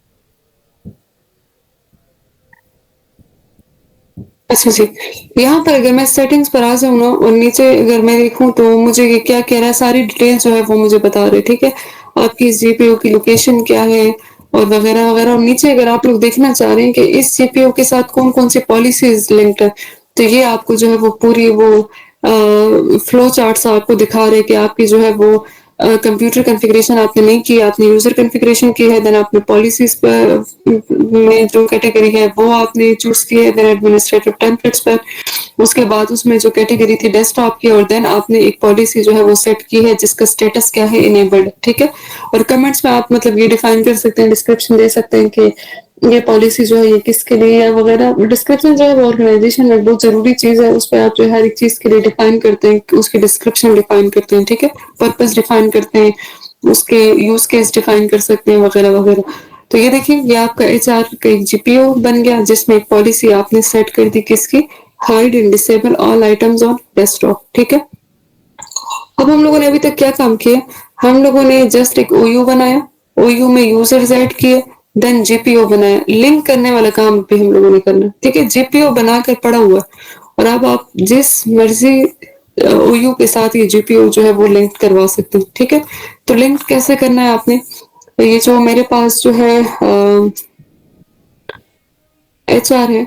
ठीक है, इस पर मैंने क्या किया, राइट क्लिक किया और फिर मैंने इसमें क्या किया, लिंक एंड एग्जिस्टिंग जीपीओ, ये मैंने क्लिक किया और उसके बाद जो है मेरे पास सारे जीपीओ जो है वो यहाँ पर आ जाते हैं, जितने भी आपने बनाए होंगे डिफॉल्ट भी है, और एचआर जीपीओ जो है वो भी मेरे पास यहाँ पर मौजूद है। ठीक है, तो इस पर मैंने क्या किया, क्लिक किया तो यहाँ पर देख लें लिंक ऑर्डर आपका क्या बन गया, 1 बन गया। इसी तरह जब दूसरा आएगा तो 2 फिर 3 फिर 4 ये होता जाएगा। ठीक है, जीपीओ हमारा कौन सा है, एचआर जीपीओ। ठीक है, और ये सारी चीजें जो है ये हमारी इसके साथ हम लोगों ने अटैच कर दी। ठीक है, तो इसके बाद देखिए एक और मेरे पास कमांड आप लोग नोट कर लें, एक जरूरी कमांड है, GP update slash force. Sometimes ये होता है कि आपकी जो एक्टिव डायरेक्टरी की पॉलिसीज होती है ना, ये टाइम लेती हैं इम्प्लीमेंट होने में, अप्लाई होने में। तो देन जो है आप ये वाला कमांड जो है ये आप रन कर सकते हैं और आप फोर्सफुली एक पॉलिसी को जो है वो आप अप्लाई करवा सकते हैं। ठीक है, तो ये आपका computer policy update has completed successfully. और यहाँ पर जो है मेरे पास अभी इस वक्त कौन सा यूजर जो है वो लॉगिन है, आयशा। यहाँ पर अगर मैं आ जाऊँ,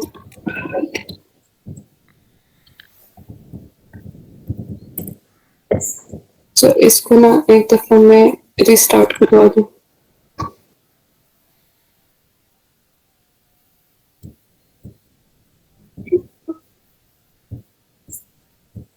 ठीक है स्टूडेंट, समझ आ रही है आपको हम लोग क्या कर रहे हैं? जी मैडम, और मैम इसमें अगर हमने जो है ना ओवरऑल सारे डिपार्टमेंट में जो है ना ब्रॉडकास्ट चलानी हो, वो फिर कैसे चलाएंगे?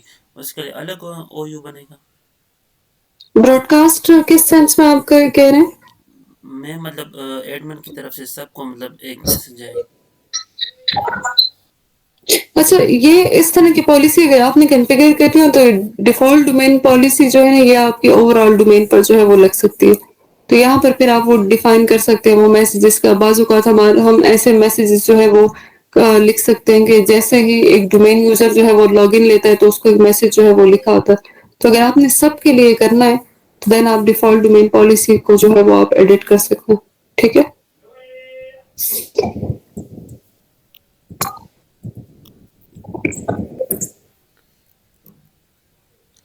और दूसरा मैम एक अच्छा जी, जी, जी, जी। ये यूज़र को डिलीट करवाना है कि मैं दिखा रहा है, क्योंकि बाज़ औक़ात ऐसा होता है कि वो डोमेन पे होता है और वो डोमेन जॉइन नहीं करता। अच्छा सर देखिए यहाँ पर ना अच्छा पहले ये चीज़ आप देखें ये देखिए आयशा जो है वो मेरे पास HROU की जो थी वो मेंबर थी और HROU के साथ मैंने एक GPO अटैच किया जिस GPO में मैंने एक पॉलिसी डिफाइन की थी कि जो हमारे पास आइकन्स हैं डेस्कटॉप के वो उसको नजर ना बुला सके। तो ये भी मैं राइट क्लिक करने की कोशिश कर रही हूँ कि पर्सनलाइज पर जाकर मैं वो आइकन जो है वो ले आऊँ, बट वो जो एक रिसाइकल बिन था वो भी गायब हो चुका है, बाकी आपको परमिट नहीं कर रहे, ठीक है। अच्छा आपका जो क्वेश्चन है ये यहाँ पर ऐसा होता है कि एक हमारे पास एक और टूल है, टूल्स पर अगर मैं जो एक्टिव डायरेक्टरी एडमिनिस्ट्रेटिव सेंटर, ठीक है, इस पर अगर मैं आ जाऊँ ना यहाँ पर आपके पास 2000 आई गेस 12 से ये एक ऑप्शन आपको दिया गया है कि एक रिसाइकल बिन का, ठीक है। तो वो काम आप जो है वो यहाँ से कर सकते हैं। रिसाइकल बिन जो है आप यहाँ से इनेबल करवा सकते हैं अगर आपका रिसाइकल बिन जो है वो होता है एक्टिव डायरेक्टरी के रिसाइकल बिन। लेकिन जैसे बाज औकात ना आपका आप चीजें जो है वो डिलीट करवा देते हैं, ये आपका डोमेन कंट्रोलर ऐसा आप समझेंगे कि वो रिसाइकल बिन तो आगे लेकिन ये आपका डोमेन कंट्रोलर है। तो आप जब कोई चीज डिलीट करते हैं तो देन आप रिसाइकल बिन पर आते हैं तो उससे आप जो है वो परमानेंटली डिलीट कर लेते हैं या रिस्टोर कर लेते हैं। तो इसी तरह आपके पास एक्टिव डायरेक्टरी में ये एक एक्टिव डायरेक्टरी एडमिनिस्ट्रेटिव सेंटर है, ठीक है।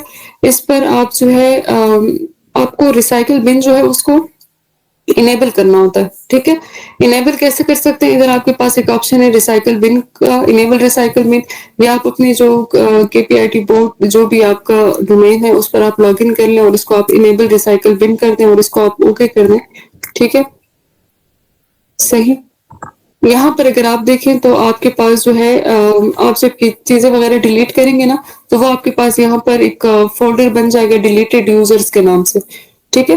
तो उससे फर्दर जो है आपको अगर इधर से भी डिलीट करना हो या आपको जो है उसको रिस्टोर करना हो तो देन यहाँ से आप कर सकते हो, ठीक है। तो ये फैसिलिटी जो थी ये आपके पास पहले नहीं थी, 2008 तक नहीं थी। तो उसके बाद जो है एक्टिव डायरेक्टरी एडमिनिस्ट्रेटिव सेंटर में जो है आपके पास ये फैसिलिटी रिसाइकल बिन वाली आ गई है जहां से चीजें आप परमानेंटली डिलीट कर सकते हैं या तो आप चीजें यहाँ से रिस्टोर वगैरह करवा सकते हैं, ठीक है। अच्छा जी, अच्छा जी, अभी हमारे पास जो है उम्मीद है आपको समझ आ गई होगी।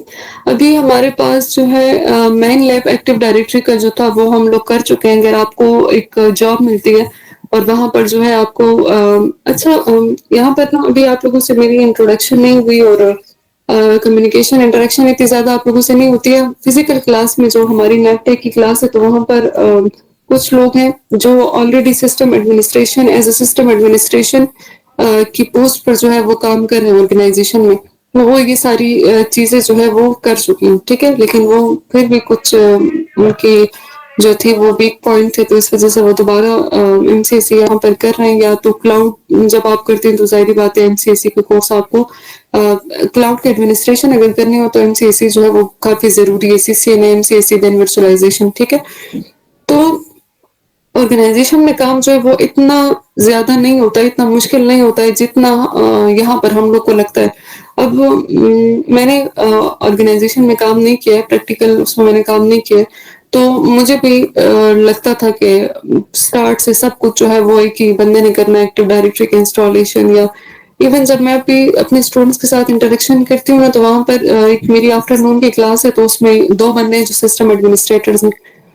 तो उसमें एक बंदे को मैंने कहा कि आप क्या एक्टिविटीज हैं, तो वो उन्होंने मुझे कहा कि मैं OUs बनाता हूँ, OUs पर मैं पॉलिसीज जो है वो अप्लाई करता हूँ, GPOs बनाता हूँ, ये जो लैब मैंने हम लोगों ने अभी किया मैं GPOs बनाता हूँ और GPOs को फिर अपने OUs के साथ लिंक करके हमारी इसी तरह HR की डिपार्टमेंट है, हमारी जो है वो मार्केटिंग की डिपार्टमेंट है, तो उन पे यूजर्स ऐड करना और उन पर फिर GPOs बनाना और GPOs उनके साथ लिंक करना मेरा बेसिक काम यही है। मैंने कहा ठीक है फिर तो आपको एक्टिव डायरेक्टरी इंस्टॉलेशन और प्रमोशन या promote this server to domain controller ये आपको आता होगा। उन्होंने कहा नहीं है मैंने कभी किया ही नहीं। ठीक है? तो ऑर्गेनाइज़ेशन में ऐसा होता है कि एक स्पेसिफिक टास्क ही आपको, मैं हर एक ऑर्गेनाइज़ेशन की बात नहीं कर रही, लेकिन अपना वो स्टूडेंट्स का एक्सपीरियंस जो है वो आपके साथ शेयर कर रही हूँ। वो बंदा कह रहा था कि मैंने कभी भी कोई एक्टिव डायरेक्टरी जो है वो मैंने इंस्टॉल नहीं की, और मैंने ये प्रमोट जिस तरह मुझे इन स्टेप्स का नहीं पता। हाँ, बस मुझे ये सिखाया गया कि ओयू कैसे बनता है और जीपीओस कैसे क्रिएट करते हैं और जीपीओ को लिंक कैसे करते हैं। देन फिर दूसरा उसी क्लास में एक सिस्टम एडमिनिस्ट्रेटर है, उसका काम क्या है कि वो एक्टिव डायरेक्टरी इंस्टॉलेशन करना, देन एडीसी बनाना, पीडीसी बनाना, उसको फिर ओयूज का नहीं पता। तो मैं जब उससे पूछ रही थी ना ओयूज या आप जो है ये जीपीओस कैसे बनाते हैं, तो उसको इस चीज का आइडिया नहीं था। तो एक्टिव डायरेक्टरी जो है उस एक टॉपिक के अंदर भी आपकी डिफरेंट जो है वो फिर टास्क जो है आपको असाइन किए जाते हैं। तो जरूरी नहीं है कि आपको ऑर्गेनाइजेशन में सारे का सारा तो हो भी सकता है, और हमें आइडिया नहीं हो भी सकता है। बाज लोगों को तो ऑल इन वन बंदा चाहिए होता है कि वो सब कुछ वही कॉन्फ़िगर करे। तो इस तरह की जॉब जो है वो आपकी एक्टिव डायरेक्टरी से रिलेटेड जो है वो आप परफॉर्म कर सकते हैं। आपकी एक्टिविटीज जो है ऑर्गेनाइजेशन में इस तरीके की हो सकती हैं, ठीक है। अच्छा जी, हमारा जो है फिर एक्टिव डायरेक्टरी की जो है उसमें एक और टॉपिक है, अगर मैं यहाँ पर दिखा दूं, यहाँ पर आपका एक्टिव डायरेक्टरी की तरह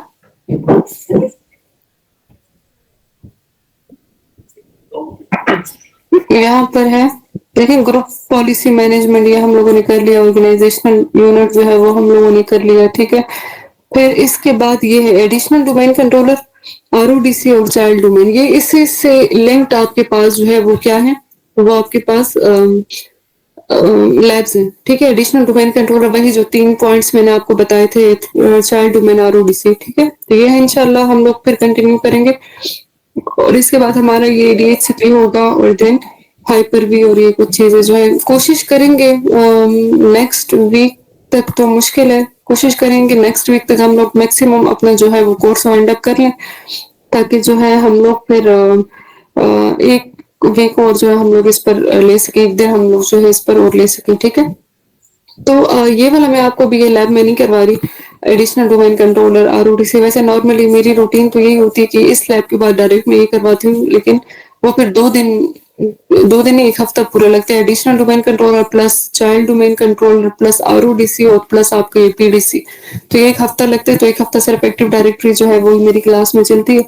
लेकिन आपको मैं भी इसलिए नहीं करवा रही कि आप आज ही इससे रिलेटेड लैब कर चुके हैं, देन यही वाला इसी से रिलेटेड दूसरा लैब जो है वो मैं नहीं करवा रही आपको, फिर आपके लिए वो बर्डन हो जाएगा, ठीक है।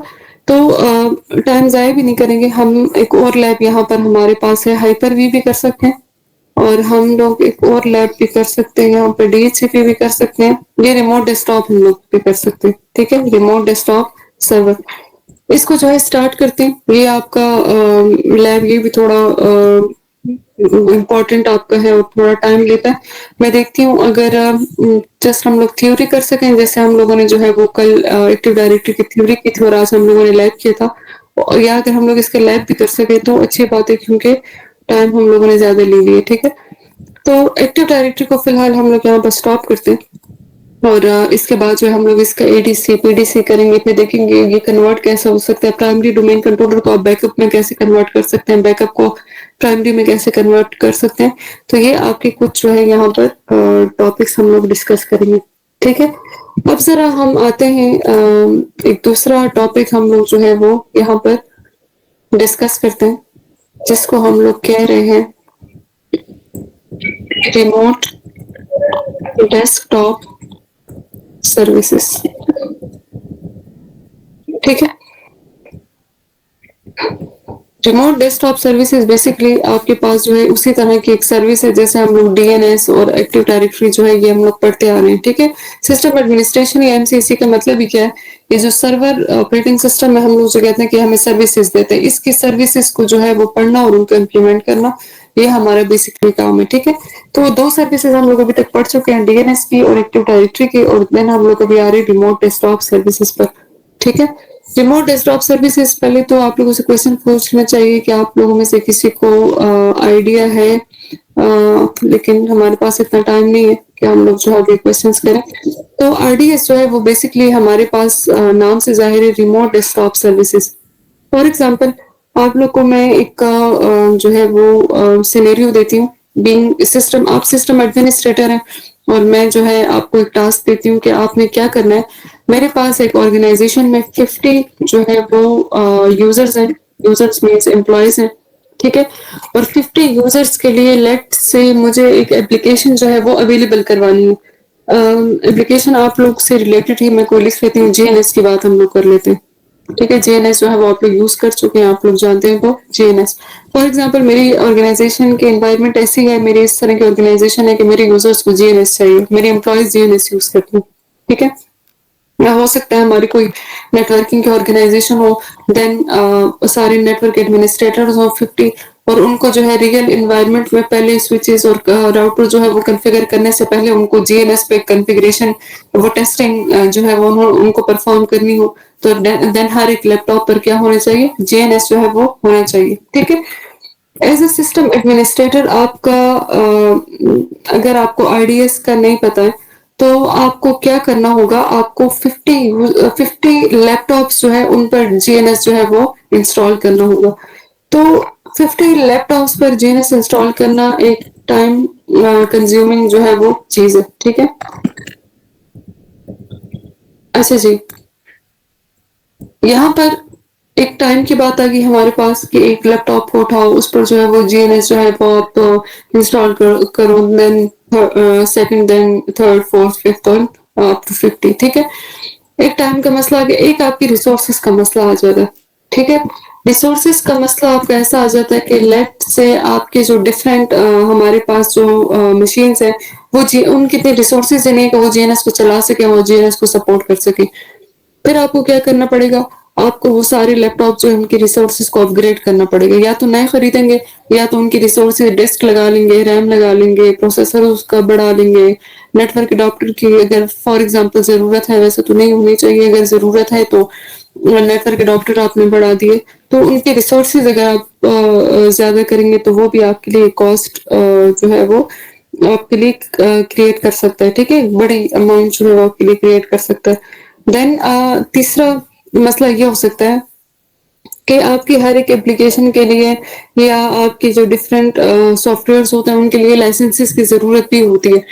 तो आप क्या कर सकते हैं कि आप जब हर एक मशीन पर जीएनएस इंस्टॉल करेंगे तो देन 50 लाइसेंसेस जो है वो आपको कॉन्फ़िगर करने पड़ेंगे हर एक मशीन पर। तो इधर आपकी जो है वो कॉस्ट आ जाती है। कॉस्ट आपकी दोनों चीजों में आती है, रिसोर्सेज में भी कॉस्ट आती है क्योंकि रिसोर्सेज अपग्रेड करेंगे तो पैसे लगेंगे, ठीक है। और लाइसेंसेस डिफरेंट खरीदेंगे तो क्या हो सकता है, आप जो है उस पर काफी ज्यादा आपको इन्वेस्टमेंट जो है वो करनी पड़ेगी। तो हमारे पास जो है माइक्रोसॉफ्ट वो हमें एक सोल्यूशन देता है कि अगर आपके पास इस किस्म का एक सिनेरियो आता है तो देन आपको जो है वो टेंशन लेने की जरूरत नहीं है। माइक्रोसॉफ्ट जो है वो हमें आरडीएस की सर्विसेज जो है वो देता है, ठीक है। फॉर एग्जांपल मेरे पास जो है डिफरेंट यहाँ पर यूजर्स हैं, ठीक है। ये मेरे पास एक यूजर है,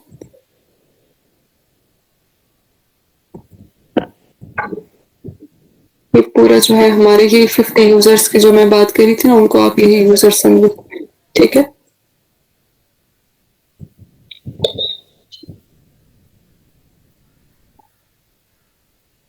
अच्छा जी, ये मेरे पास डिफरेंट यूजर्स हैं जिनको जो है वो जीएनएस चाहिए, और आपको मैनेजर जो है वो नॉन टेक्निकल है, उसको आइडिया नहीं कि कैसे होगा, लेकिन आप सिस्टम एडमिनिस्ट्रेटर हैं और आपके पास एमसीएससी की स्किल्स हैं, तो देन आपको आरडीएस का जो है वो पता होगा। तो आप अपने मैनेजर को सोल्यूशन देंगे कि हमें जो है ये इंडिविजुअल इंस्टॉलेशन की जरूरत नहीं है।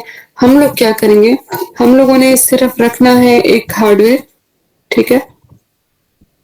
एक सर्वर हार्डवेयर की हमें जरूरत पड़ेगी। इन्वेस्टमेंट जो है वो कम हो जाती है, एक कहाँ आपके पास 50 और यहाँ कहाँ आपके पास एक जो है वो हार्डवेयर, ठीक है। उसके पास जो है अगर आप माइक्रोसॉफ्ट का सोल्यूशन इस्तेमाल करना चाह रहे हैं तो माइक्रोसॉफ्ट का प्रोडक्ट ही आप यूज करेंगे एज अ ऑपरेटिंग सिस्टम। तो क्लाइंट साइड तो हम कर नहीं सकते क्योंकि क्लाइंट साइड जो है वो हमें सर्विसेज जो है वो नहीं देता है। तो हमें कौन सा ऑपरेटिंग सिस्टम चाहिए, सर्वर ऑपरेटिंग सिस्टम जो है वो हमें यहाँ पर चाहिए। कोई भी आप लोग अपने यूज केस के मुताबिक ले सकते हैं, 2019-22 जो भी हो, ठीक है। और उसके ऊपर हम लोग सर्विस इंस्टॉल करेंगे, कौन सी, हमारी आरडीएस की सर्विस जो है वो यहाँ पर हम लोग इंस्टॉल कर देंगे, ठीक है। ये आप सोल्यूशन दे रहे हैं ना, सिस्टम एडमिनिस्ट्रेटर का क्या काम होता है, सोल्यूशन बनाना, पहले देना और फिर उसके बाद बनाना, ठीक है। तो आरडीएस की सर्विस जो है वो हम लोग इस पर इंस्टॉल करते हैं, जो बिल्ट इन हमें मिलती है सर्वर ऑपरेटिंग सिस्टम में, ठीक है। और उसके बाद हम लोग क्या करेंगे, यही जीएनएस कोई भी एप्लीकेशन जो आपको कहाँ पर चाहिए, जो आपको हर एक मशीन पर चाहिए, वो हर एक मशीन पर इंस्टॉल करने की जरूरत नहीं है, वो हम लोग पब्लिश कर देंगे अपने यहाँ पर आरडीएस के सर्वर के ऊपर, ठीक है। और फिर हम लोग क्या कर देंगे, नेटवर्क में हमारे पास जितने भी यूजर्स होंगे, हम उन सबको जो है वो एक्सेस यहाँ पर दे देंगे, ठीक है। ये आपको क्या हो गया, स्विच हो गया, ठीक है। और नेटवर्क में आपके जितने यूजर्स होंगे उन सबको हम जो है इसके साथ कनेक्ट करवा देंगे। तो स्विच मतलब स्विच का मतलब आप लोगों ने ज्यादा टेंशन नहीं लेनी, जिनको खैर नेटवर्किंग का तो आपको आइडिया है, मतलब इन शॉर्ट ये समझे कि ये सेम नेटवर्क में होगा, ठीक है। तो इस तरह की आपकी सिचुएशन जो है वो बन जाएगी। और उसके बाद क्या होगा कि हर एक यूजर बजाय अपने यूज पर अपने मशीन पर जीएनएस जो है वो इंस्टॉल करे, वो रिमोटली इस डीएनएस को एक्सेस करेगा थ्रू आरडीएस, ठीक है, रिमोट डेस्कटॉप सर्विसेज। तो रिमोटली आप जो है सर्विसेज जो है वो एक्सेस कर पा रहे। इसमें आपका मसला सॉल्व हो गया टाइम का, जो इंस्टॉलेशन आपने 50 बार करने थे वो आप लोगों ने एक दफा कर ली। जो रिसोर्सेज की जरूरत थी, फॉर एग्जाम्पल अभी भी इन मशीन्स में जो है वो रिसोर्सेज कम है, आपके जेएनएस को लेट से 8 GB रैम चाहिए तो यहाँ पर सिर्फ 2 GB रैम है, लेकिन स्टिल ये जेएनएस को एक्सेस कर सकता है। क्यों? क्योंकि हार्ड रिसोर्सेज जो है वो इस हार्डवेयर की यूज हो रही है, ना कि इन हार्डवेयर की, ठीक है।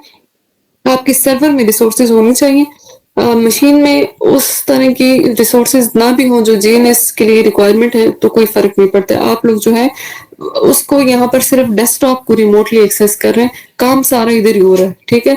देन कॉस्ट जो है वो भी आपको बच गया। लाइसेंस जहाँ पर आपको डिफरेंट देना था, 50 लाइसेंस जो है वो आपको कॉन्फ़िगर करने थे, यहाँ पर सिंगल लाइसेंस जो है वो आपने कॉन्फ़िगर कर दी। लेकिन इसमें एक और चीज है कि आरडी जब आप लोग सर्वर ऑपरेटिंग सिस्टम का लाइसेंस लेते हैं ना, तो आरडीएस की सर्विस अगर आपको चाहिए तो उसके लिए आपको एक लाइसेंस, एक अलग कॉस्ट की जरूरत पड़ती है, क्योंकि आपको एक अलग से सर्विस जो है वो दे रहा है।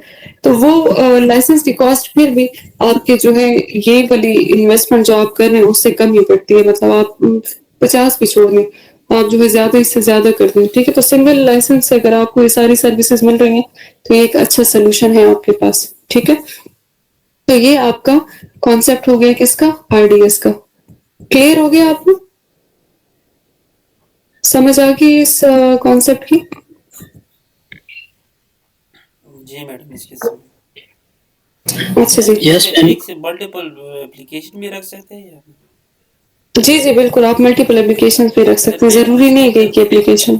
उसके भी फिर उसी के हिसाब से कॉस्ट ज्यादा होगा या नहीं? लाइसेंस नहीं, लाइसेंस जो है ना वो आपको इस आरडीएस सर्विस के लिए चाहिए, देन उसके ऊपर आप फिर मल्टीपल एप्लीकेशन जो है वो चला सकते हो, ठीक है। लाइसेंस आपको सिर्फ इस सर्विस जो इनेबल करनी है ना इसके लिए जरूरत होती है आप, ठीक है।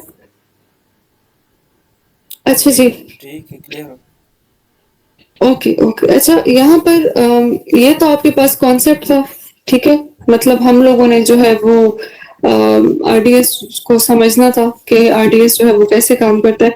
अभी आप लोग इस लैब को समझे, फिर अगेन मैं देखूंगी, ये कल की तरह मैं कर रही हूँ कि मैंने एक्टिव डायरेक्टरी का जो है वो लैब मैंने पहले डिफाइन किया था और देन जो है मैंने अगले दिन उसका सिर्फ प्रैक्टिकल किया था, ठीक है। तो यहाँ पर जो है मैं लैब जो है वो यहाँ पर डिफाइन कर रही हूँ, आप लोगों ने इसको गौर से देखना है, ठीक है। पहले तो अगर मैं, मेरे पास, एक मिनट वेट करें आप।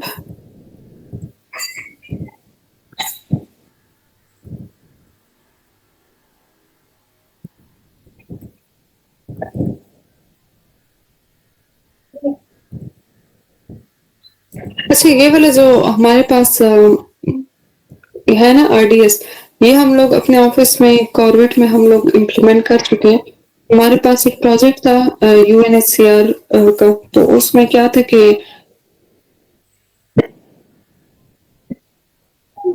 कहाँ था वो, अच्छा ये, अच्छा जी, उसमें क्या था कि वो लोग आईकेएस के वेब डेवलपमेंट कर रहे थे या ग्राफिक डिजाइनिंग कर रहे थे, इन दोनों में से कोई एक कोर्स तो उनको था। तो तब जो है कॉर्बेट के पास जो मशीन्स अवेलेबल थी या स्टूडेंट के पास अपने जो मशीन्स थे वो इतनी रिसोर्सेज उसकी नहीं थी कि वो उस एप्लीकेशन को सपोर्ट कर सकें। काफी हैवी एप्लीकेशन थी उनकी।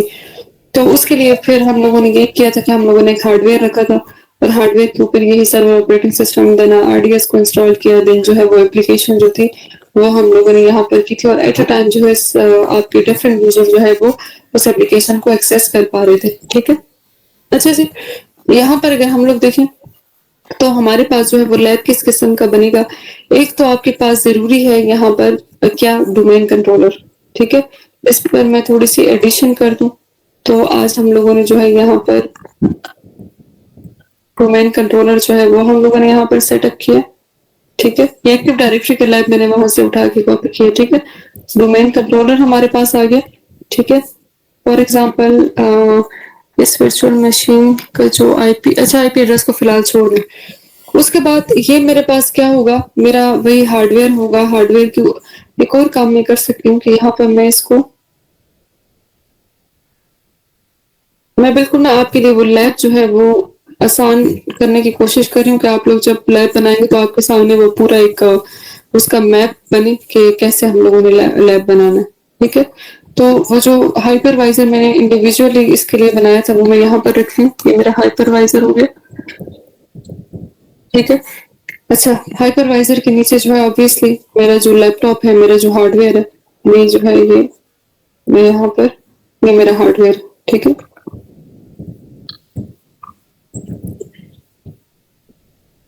आप सिर्फ लैब को समझने की कोशिश करें कि इसका लैब हम लोगों ने अपने टेस्ट एनवायरनमेंट में जो है वो कैसे क्रिएट करना।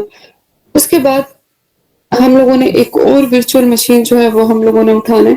ठीक है। और यहाँ पर इस हाइपरवाइजर के ऊपर एक और वीएम जो है वो हम लोगों ने बनाना है। यहाँ तक आपका काम जो है वो सेम होगा। आपका जो है वो एक वर्चुअल मशीन आपका बनेगा। ठीक है। उसके बाद जो है उस वर्चुअल मशीन के ऊपर आप जो है सर्वर ऑपरेटिंग सिस्टम जो है वो आपने इंस्टॉल करना है। ठीक है। सर्वर ऑपरेटिंग सिस्टम के इंस्टॉलेशन के बाद आपने क्या करना है, आरडीएस की जो सर्विस है वो आप लोगों ने इंस्टॉल करनी है। लेकिन इससे पहले क्या होगा, इससे पहले आप लोग जो है वो समझे इस डोमेन का नाम जो है वो क्या है। इस डोमेन कंट्रोलर कौन से डोमेन का मेंबर है, KPITB डॉट लोकल। ठीक है। तो हम लोगों ने क्या करना है, हम लोगों ने एक वर्चुअल मशीन क्रिएट करना है, उसके ऊपर सर्वर ऑपरेटिंग सिस्टम जो है वो हम लोगों ने इंस्टॉल करना है। उसके बाद हमने इस मशीन को मेंबर ऑफ क्या बनाना है, डोमेन। तो ये लैब जो है ये आपका वही लैब होगा जो थोड़ी देर पहले हम लोगों ने यहाँ पर जो है वो हम लोगों ने किया था। ठीक है। How to make a machine member of domain. अभी आप लोगों ने क्या किया, विंडोज 10 को आप लोगों ने मेंबर ऑफ डोमेन बनाया था KPITB। इस वाले केस में आप लोगों ने क्या करना है, आप लोगों ने सर्वर ऑपरेटिंग सिस्टम वाले मशीन को मेंबर ऑफ डोमेन बनाना है। सेम वही प्रोसेस है जो आपका अभी हम लोगों ने किया था। अगर आप लोगों ने नोटिस किया हो, ये दोनों मशीन पिंगेबल होनी चाहिए। ठीक है। इस मशीन पर, इस मशीन का डीएनएस सर्वर जो डीएनएस आईपी एड्रेस जो है वो होना चाहिए इसके डीएनएस सेक्शन पे। देन इसको आपने वर्क ग्रुप में चेंज करना है KPITB.local। तो ये जो आपका पुराना अभी लैब था वो आप लोगों ने यहाँ पर जो है वो बनाना है। ठीक है। डोमेन कंट्रोलर आपके पास ऑलरेडी होगा या आप एक दफा बना चुके हैं। इसके बाद आपने क्या करना है, आरडीएस का सर्वर जो है वो आप लोगों ने कॉन्फ़िगर करना है। आरडीएस के सर्वर के लिए क्या होगा, रियल एनवायरनमेंट में हार्डवेयर हो सकता है, हमारे पास वर्चुअल मशीन है, सर्वर ऑपरेटिंग सिस्टम होगा। उसके बाद आपने इस मशीन को मेंबर ऑफ डोमेन बना देना है और एक स्टेप आपने इस मशीन पर लॉग इन लेना है एज अ डोमेन एडमिनिस्ट्रेटर। इस बात को आप लोग समझे। ठीक है।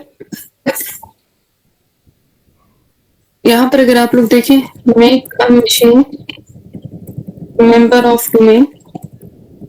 ठीक है। ये पहला स्टेप हो गया आपका। उसके बाद आपने क्या करना है, आपने लेना है लॉगिन एज डोमेन एडमिनिस्ट्रेटर। ठीक है। ये आपने करना है। इसका मतलब आप लोग समझे, मैंने आपको कहा था आपका जो डोमेन यूजर होता है या जो डोमेन एडमिनिस्ट्रेटर होता है वो हर उस मशीन पर लॉगिन ले सकता है जो मेंबर ऑफ डोमेन। ठीक है। तो ये एक्टिविटीज परफॉर्म करने के लिए मैंने इस डोमेन कंट्रोलर की क्रेडेंशियल से इस मशीन पर लॉगिन लेना है। तो ये तब तक पॉसिबल नहीं है जब तक ये मशीन मेंबर ऑफ डोमेन ना हो। ठीक है। तो दैट्स वाई हम लोग पहला स्टेप ये वाला करेंगे। इस मशीन को मेंबर ऑफ डोमेन बनाना है। फिर आपने अच्छा, ये आप लोगों में से किसी ने क्वेश्चन भी पूछा था ना कि कैसे हम लोग जब दूसरा मशीन बनाएंगे तो क्या वो भी सेम उसके क्रेडेंशियल्स होंगे? तो यहाँ पर भी देखें, अगर इस पर इसको मैंने मेंबर ऑफ डोमेन बना दिया तो इस पर एज अ लोकल एडमिनिस्ट्रेटर जो है वो मैं पुराने क्रेडेंशियल से लॉगिन ले सकती हूँ। लेकिन अगर मैंने as a domain administrator login लेना हो तो मैंने इस मशीन का यूजर नाम और इस मशीन का पासवर्ड जो है वो मैंने उठाकर इस मशीन पर लॉगिन टाइम पर देने।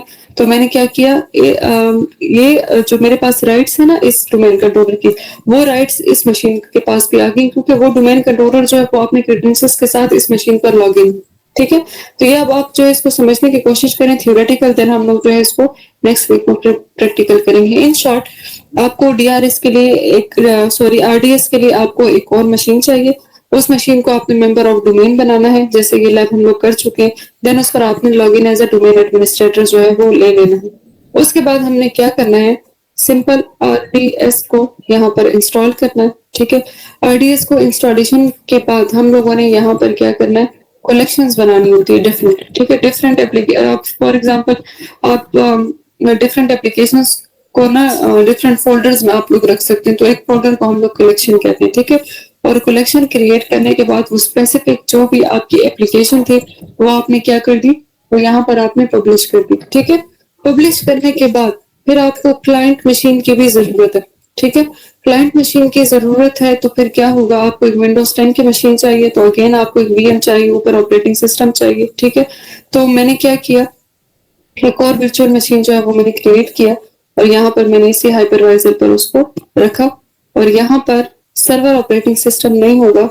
अच्छा, ये आप सर्वर से भी लॉगिन ले सकते हैं, ऐसा जरूरी नहीं है, लेकिन नॉर्मली हमारे क्लाइंट जो है उनके पास जो मशीन होता है उसमें यही क्लाइंट साइड जो हमारे पास ऑपरेटिंग सिस्टम्स होते हैं वही इंस्टॉल्ड होते हैं। ठीक है, तो आपने क्या करना है, यहाँ पर विंडोज 10 जो है वो इंस्टॉल करनी है। फॉर एग्जाम्पल, ये जो मशीन है डोमेन कंट्रोलर का, ये मुझे दे रहा है सर्विस डीएनएस पे भी। लेट्स से इसका आईपी एड्रेस है 192.168.183.140। ठीक है, इसका डीएनएस सर्वर है। तो मुझे इस मशीन से ये ऐप लॉगिन करने के लिए डीएनएस की जरूरत पड़ेगी। अब डीएनएस की जरूरत क्यों पड़ेगी ये आप लोग को पता है, क्योंकि कल की लैब हम लोग कर चुके हैं। हम लोगों ने एक्सेस करना है इस सर्वर को एज ए नेम पॉसिबल नहीं है, तो देन ये क्वेरी आपकी इस डीएनएस सर्वर को जानी चाहिए जिसमें इस आरडीएस का रिकॉर्ड ऑटोमेटिकली बना होगा। क्यों ऑटोमेटिकली बना होगा, क्योंकि मैंने आपको कहा था जब भी आप एक मशीन मेंबर ऑफ डोमेन बनाते हैं उसका रिकॉर्ड जो है फॉरवर्ड लुकअप जोन में ऑटोमेटिकली हो जाता है। ठीक है, तो इस तरह की आप लोग जो अपने जहन में एक मैप बनाए, जब हम लोग प्रैक्टिकल करेंगे तो देन आपकी जो आपको आज 10% समझ आ रही है इसकी भी इंशाल्लाह 100 तक पहुंच जाएगी। ठीक है, तो इस विंडोज ने यूज करना है ये डीएनएस सर्वर, तो इसके डीएनएस सेक्शन में आईपी एड्रेस आप लोगों ने लिखना है 192.168.183.140। ठीक है, तो मतलब क्वेरी कुछ इस तरीके से सॉल्व होगी कि ये हमारा क्लाइंट जो है वो इस एप्लीकेशन को एक्सेस कर रहा है, तो ये वेब के थ्रू एक्सेस होता है। ठीक है, ये भी एक स्टोरी है, ये मैं फिर आपको बताऊंगी। वेब के थ्रू जो है वो एक्सेस होता है। देन आपने जो है वेब के थ्रू इसको नाम के बेस पर एक्सेस किया।